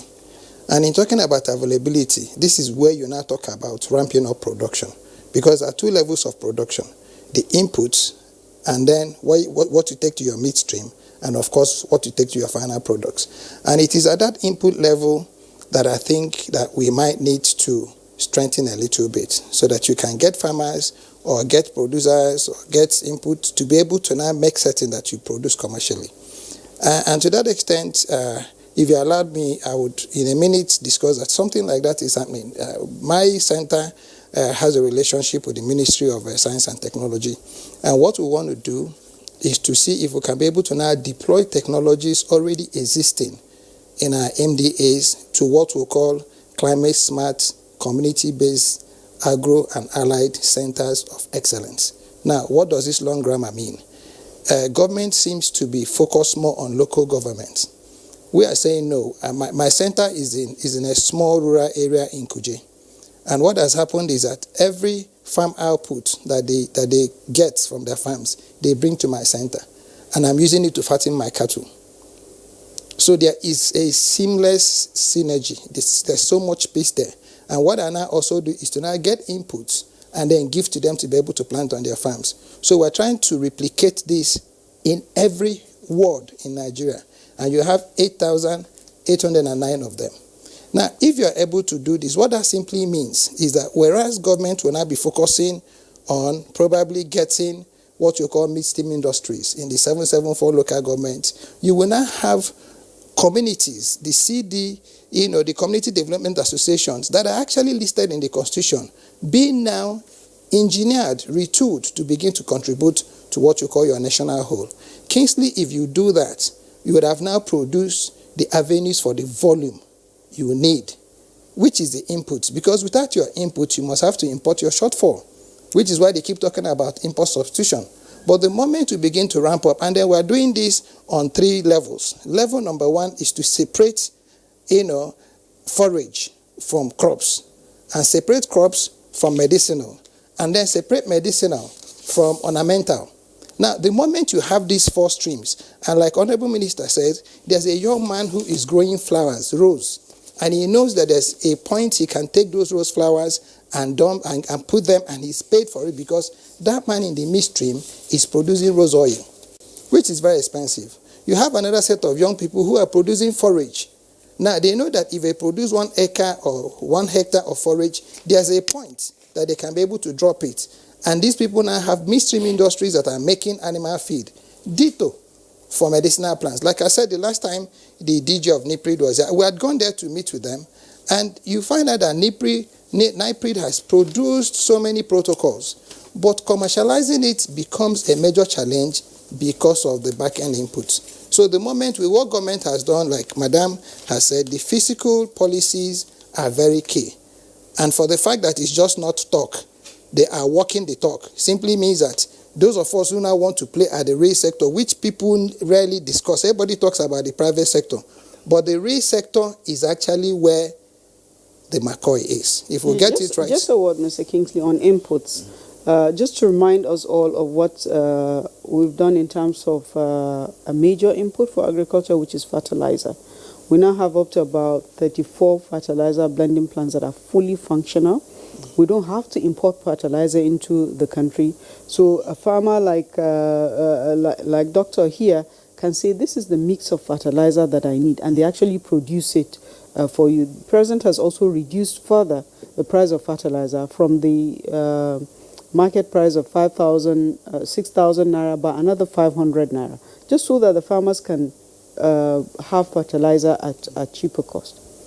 Okay, madam, I hope we will have time, for me to take you on the issue of science, technology, and innovation, which, of course, COVID-19 has brought into the limelight, within the last 2 months globally, right? But for now, we would like Professor Bada to use just 2 minutes, for you to answer this question before we take a break, and that concerns the issue of stabilization of the exchange rate, which is, of course, one of the aspects of economic management that has become an uphill task in a number of years now, and with the advent of COVID-19 has become really more difficult, to attain to. Give us an idea of what it takes to have a stabilized exchange rate, because, of course, the major currencies of the world are rising against the naira. Very much, Kirian. two factors are very important in an exchange rate. The demand for foreign exchange and the supply of foreign exchange. You find that in Nigeria, the demand for foreign exchange for quite some time has been very high in relation to supply. The external reserve position is also important. If we have large stock of reserves, that enables the monetary authority to intervene in the foreign exchange market and keep the exchange rate at a relatively stable level. But I want to say that the Central Bank of Nigeria, for about 2 years now, until this COVID-19 health/economic crisis, had been able to stabilize the exchange rate. It had regularly intervened in the foreign exchange market through adequate supplies of foreign currency to various, users of foreign exchange. And that had, brought stability for a very long time to the exchange rate, so that in the investors and exporters window of the market, the exchange rate hovered around 360, naira to the dollar for quite some time. And that's because foreign exchange was available, because the bank had accumulated a large stock of reserves at over $40 billion. But with the wobbling of the market, the stock of reserves has been reducing, but is now, moved up a little bit. That threatens the ability of the bank to maintain stability. So it was not surprising that the exchange rate, was adjusted, a few weeks ago. So, but we are hoping that, with the current trends we are observing in the world oil market, reserves accumulation can start again, and the bank's ability to keep the exchange rate stable, will be heightened. But I assure you that the bank will continue to do the needful to make sure that there is not much volatility on the exchange rate. Professor Mike Obadan, while you are still on, just before we go on this short break, we were talking about currency and responding to the question posed by my colleague Kirian. Why does it appear that the Nigerian naira is always a target of currency speculators? It's a target, Kingsley, because of the conditions of the economy. When investors, for example, perceive that the conditions in the capital markets in the rest of the world or in other countries are fairly more favorable, they tend to want to take out their currencies. And so they try to offload the naira in the foreign exchange market and get foreign currencies. And where our own people, businesses, are desperate to import at all costs, then the currency will also be under attack. And I think that is an issue which the central bank had also been trying to address, to ensure that Nigerians reorientate themselves towards local goods, buy made in Nigeria goods, and that releases pressure on the foreign exchange market and also pressure on the naira. Well, we have to take a break, right? That's right. We're going to have to take a short break. Let's take a short break now. When we come back, we will continue with our conversation, hoping we'll have enough time to deliberate on issues untouched. Nigerians, coronavirus is dangerous. It can kill. When you see this sign, high fever, cough, shortness of breath, drowsiness, pneumonia, don't panic, don't hide, don't embark in self-medication. Promptly visit the nearest medical facility. Report all cases to the nearest hospital. Prevention is key. Avoid contact with infected persons. Avoid crowded areas as much as possible. Wash your hands regularly. Use hand sanitizers. Your life is precious. Stay alive. Live long, live right. This message is sponsored by the Federal Ministry of Information and Culture and the Nigerian Film Corporation. Nigerian Film Corporation, powering possibility. as a strong immune system increases the chances of victims surviving COVID-19. A corruption-free society creates opportunities for citizens to thrive and prosper. Build your immunity. Stop corruption now. Report all acts of corruption to ICPC on this toll-free number 0800 22 55 4272. This message is brought to you by ICPC and NTA. We have observed the lockdown. We have practiced the measures in order to curb the spread of the virus, but we can do better. The coronavirus spread is increasing daily, and only together can we cut down the numbers and defeat the spread of the virus. Remember, COVID-19 is not a death sentence, and a recovered patient cannot spread the disease. Do not stigmatize. Do not hesitate to report any case, or if you have come in contact with anybody that has been infected with COVID-19. If you have cough and fever, please stay at home and call your state hotline. Find state numbers at www.covid19.ncdc.gov.ng.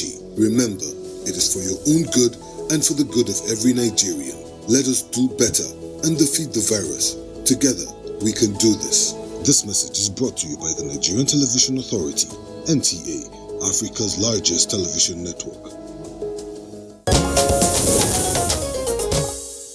Welcome back, and it's still Good Morning Nigeria live on the network service of the Nigerian Television Authority. Let's go very quickly to Professor Ibrahim Shaka in our Kano Network Center. Professor Shaka, I mean, against the background of the policy framework of the administration in responding to the economy and, in fact, seeking to grow the economy, plus the numbers that we see, how would you reconcile that with what critics will sometimes describe as Nigeria being the poverty capital of the world, and the fact that, according to those critics, the feel-good factor remains low? We know for a fact that instances of grand corruption are in recession.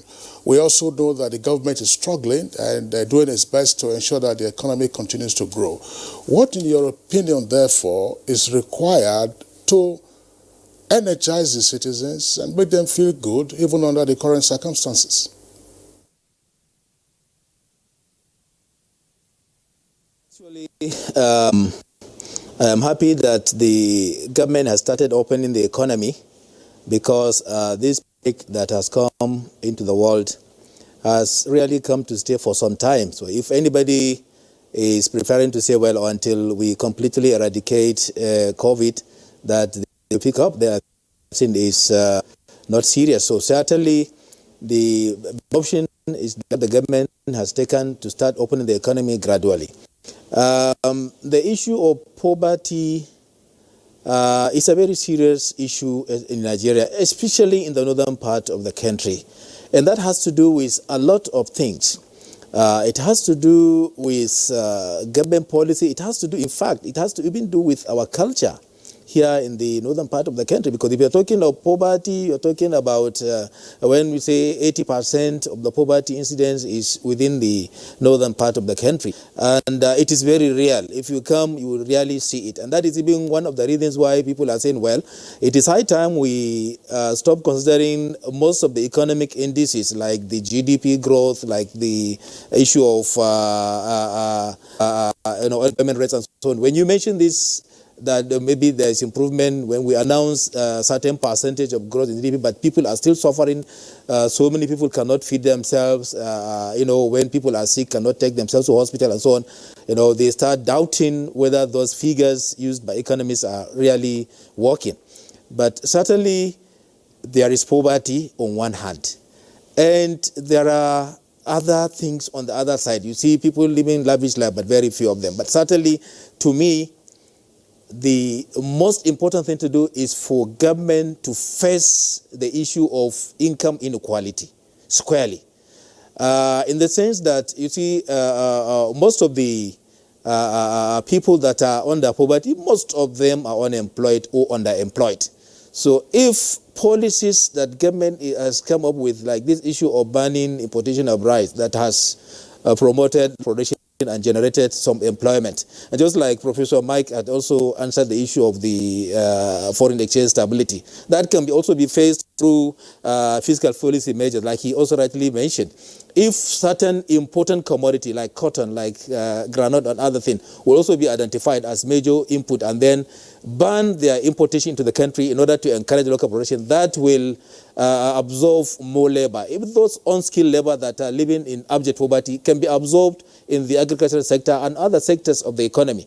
So certainly, it's not enough to say, well, government will provide job opportunities to individuals, graduates, or whatever. Most of this will come from the private sector. And the private sector, including the agricultural sector, which is vast in all nooks and corners of the country. So as soon as policies are identified, like the issue of these rights is so encouraging.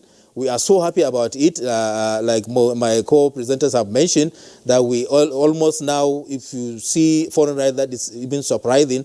What is normal now is the local rights. So all those other things that government identified can be produced locally with some little comparative advantage. We should ban their importation, close our borders, and make sure those commodities or inputs are produced locally, at least to create the internal linkage so that we don't keep going outside to import major input. Like Minister had rightly said, this issue of fertilizer is very important. It's a major issue in the agriculture sector, and it is now completely being produced within the country. Like the issue of road construction, as you said also, that is completely produced within the country. No import is required. So that is what I expect. Something, things like that we still import, something like cotton that we still import for our textile industry should also be encouraged. Central Bank had started giving stimulus to promote production of cotton in Katsina. They did it last year. So I hope that will continue so that there will be enough production of this material that will make it cheaper for the production of textile products in the country. So subsequently, government can ban importation of textile products into the country for us to absorb the reserved labor that is living on Abuja. I think that will be important. Right. Well said, and thank you for that. Let's come back here where we have the Honorable Minister. Honorable Minister, I'm going to ask you a question I usually ask persons who are in the corridors of power, because there's basic understanding globally, that for you to be a big nation, you have to be manufacturing what you need, if not 100%, but at least reasonably 70 or more. But Nigeria has been in the league of nations that are non-producing nations. Well, according to some experts, the nations that rely on importation of whatever it needs. Now, the issue of development of science, technology, and innovation in the country has been there for a long time. And observers have also made this point that previous administrations ignored this sector totally. Not necessarily that they don't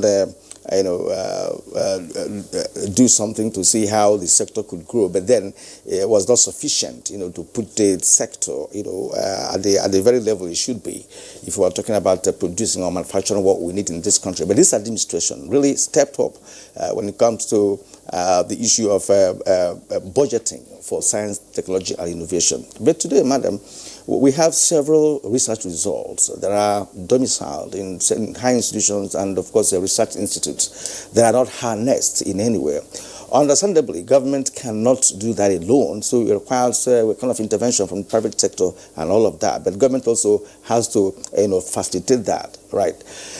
Now, in your opinion, in the last 5 years, what has happened in this sector? And with the advent of COVID-19, we're beginning to see clearly the need for us to look inwards and manufacture what we need. Not just, having enough rice to eat or other food items to eat, but then the machinery with which you produce.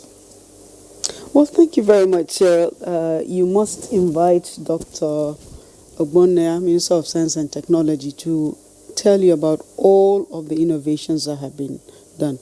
I can tell you that in the past, the public service has been, the research institutes will produce items and products, and it just stays in the institute.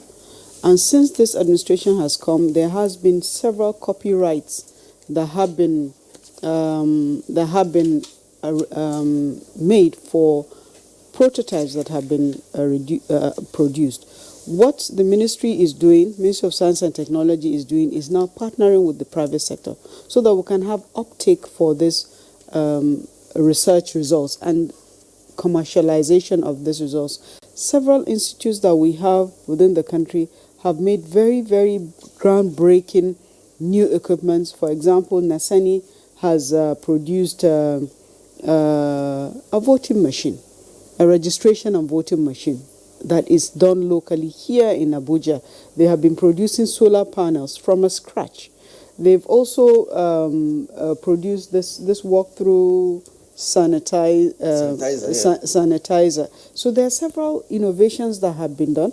We saw how Cross River State turned its garment factory within a few weeks into a mask-producing factory. They've also started producing PPEs, protective clothing. So if there's anything positive about coronavirus, is that it has become an opportunity for a lot of industries that are discerning, and there are new products that are coming out now because of this pandemic. Our pharmaceutical industries are growing stronger.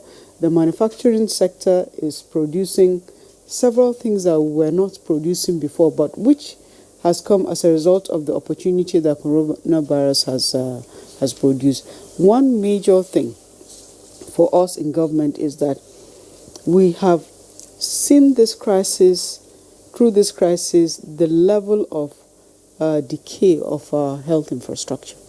And we now have an opportunity to actually upgrade major tertiary hospitals and build new ones and properly equip them so that it serves the people beyond the pandemic. These are assets that will be put into use for all time. Thank you very much, Honorable Minister. You said tertiary health institutions.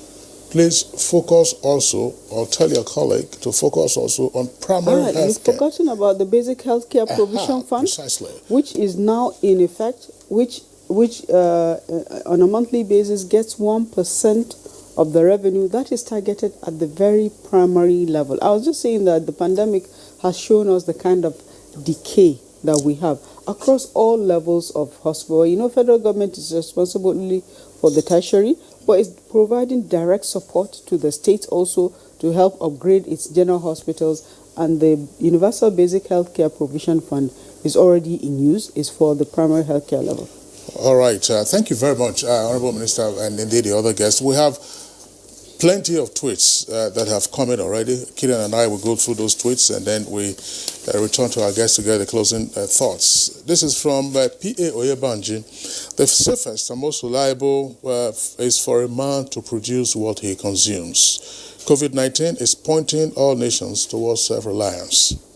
All right, from Innocent Yawal James, the economy under the administration has suffered epileptic crude oil price. Our dependence on oil has led to a series of borrowing, and nothing is going to change for good if we don't revive other sectors. Kudos on agri, transportation, naira stability. We're expecting more of implementation. Mike Ayakwa tweets, Nigeria used to be an economist nightmare with a lot of policy somersaults vis-a-vis attendant corruption. But Buhari's administration has diligently stemmed the tide with good economic policies. A lot also is being done with regard to unemployment, which is still very high and unacceptable. Government should encourage small businesses as they are the engine for growth in any economy. Abubakar Mohammed, the Buhari administration has done well in terms of securing the economy since we are eating what we are harvesting. So the government has encouraged our farmers more resources and price control all over the country.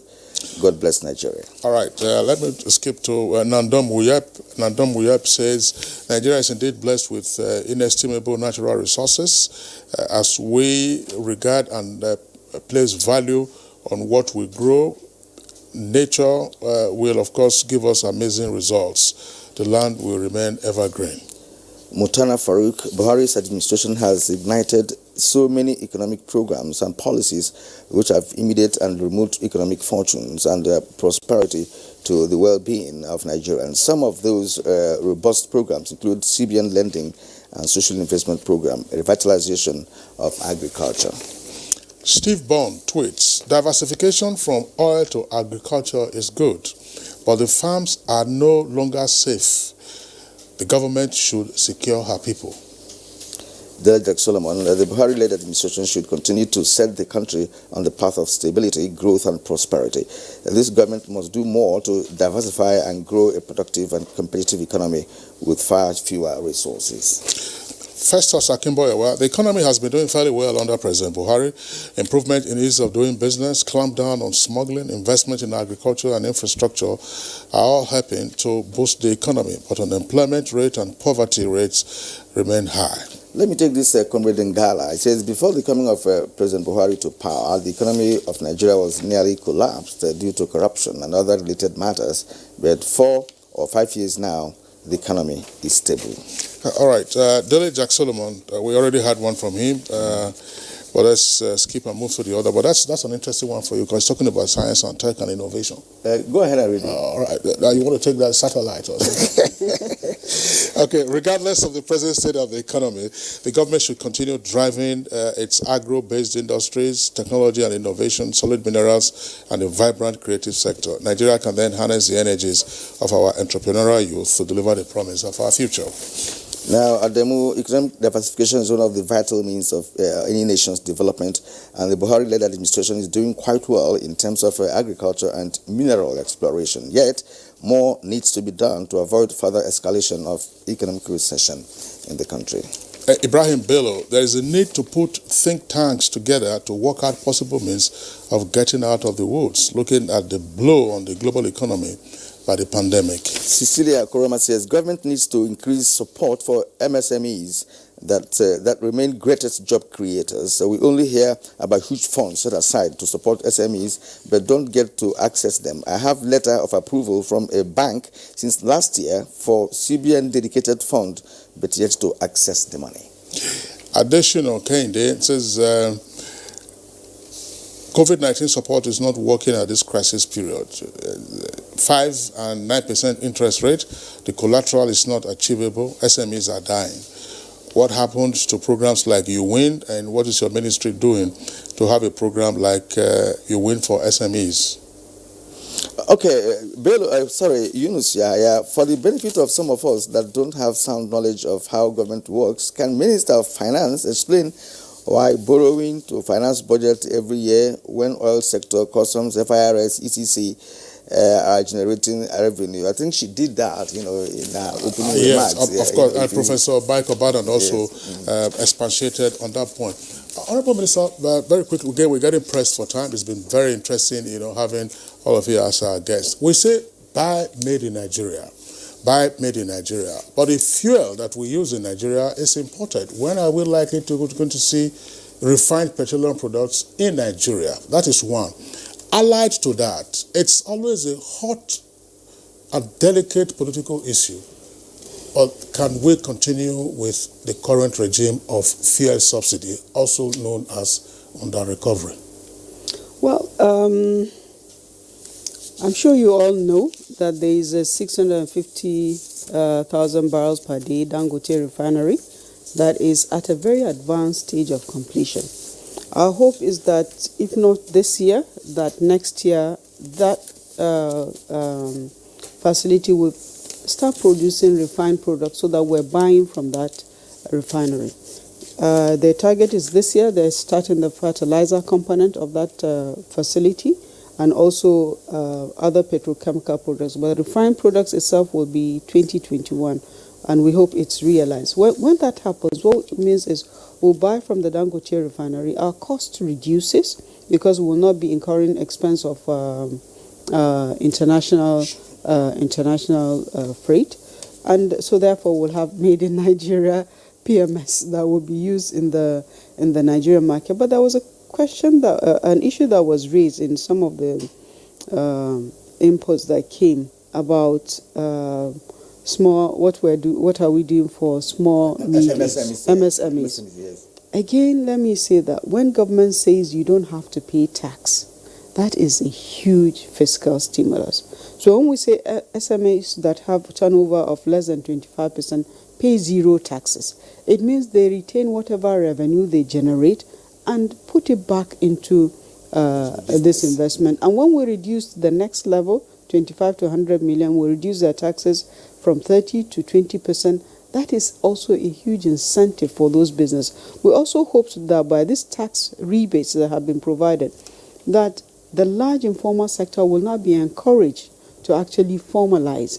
Because now the major challenge in terms of technology that we're having is we want to provide incentives to people, whether it's palliatives to individuals or palliatives to businesses, but data is a problem.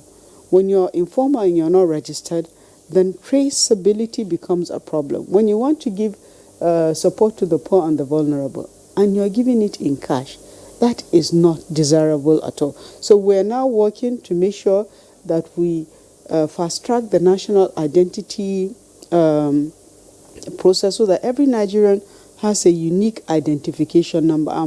That match with the BVN will make it easy for government to provide any of the intervention programs that it plans. All right, madam. Fuel subsidy, you skipped it. Fuel subsidy has been removed completely by this price modulation. That's one of the opportunities provided by the crash in the crude oil price and the coronavirus pandemic, and we took the opportunity very, very quickly. We removed the fuel subsidy. So in our revised budget and in the MTEP, the provision is zero. We don't intend to go back to any subsidy again in the future. All right. Well, we wish we had enough time, to deliberate on this issue of petrol importation of refined petrol, because it's very key and important to Nigerians and government as well. So at this point, we have to conclude this particular edition of Good Morning Nigeria with appreciation of our guests who made input, especially the Minister of Finance and National Planning, Zainab Ahmed. It's been a pleasure talking to you this morning on Good Morning Nigeria. Thank you very much for having me. All right. It's a pleasure being here as well. Good morning, Nigerians. All right. Our development economist with us here, Dr. Emeka Okengu. Also want to appreciate him for coming here. And the farmer as well, who gave us what is called we haven't seen his yogurt. It was yogurt. All right. It's a privilege to be here. Thank you. From Benin, we had Professor of Economics at the University of Benin, Professor Mike Obadan. I will thank you so much for your insight this morning on this program. And then Professor of Economics at the Bayero University, Professor Ibrahim Sheka. We apologize again for mispronouncing your name earlier on. We thank you for coming to the show. Right, so... all right, I believe that does it for us today on our program for Good Morning Nigeria. We appreciate you for tuning in. We're back tomorrow, same time, 7 o'clock in the morning.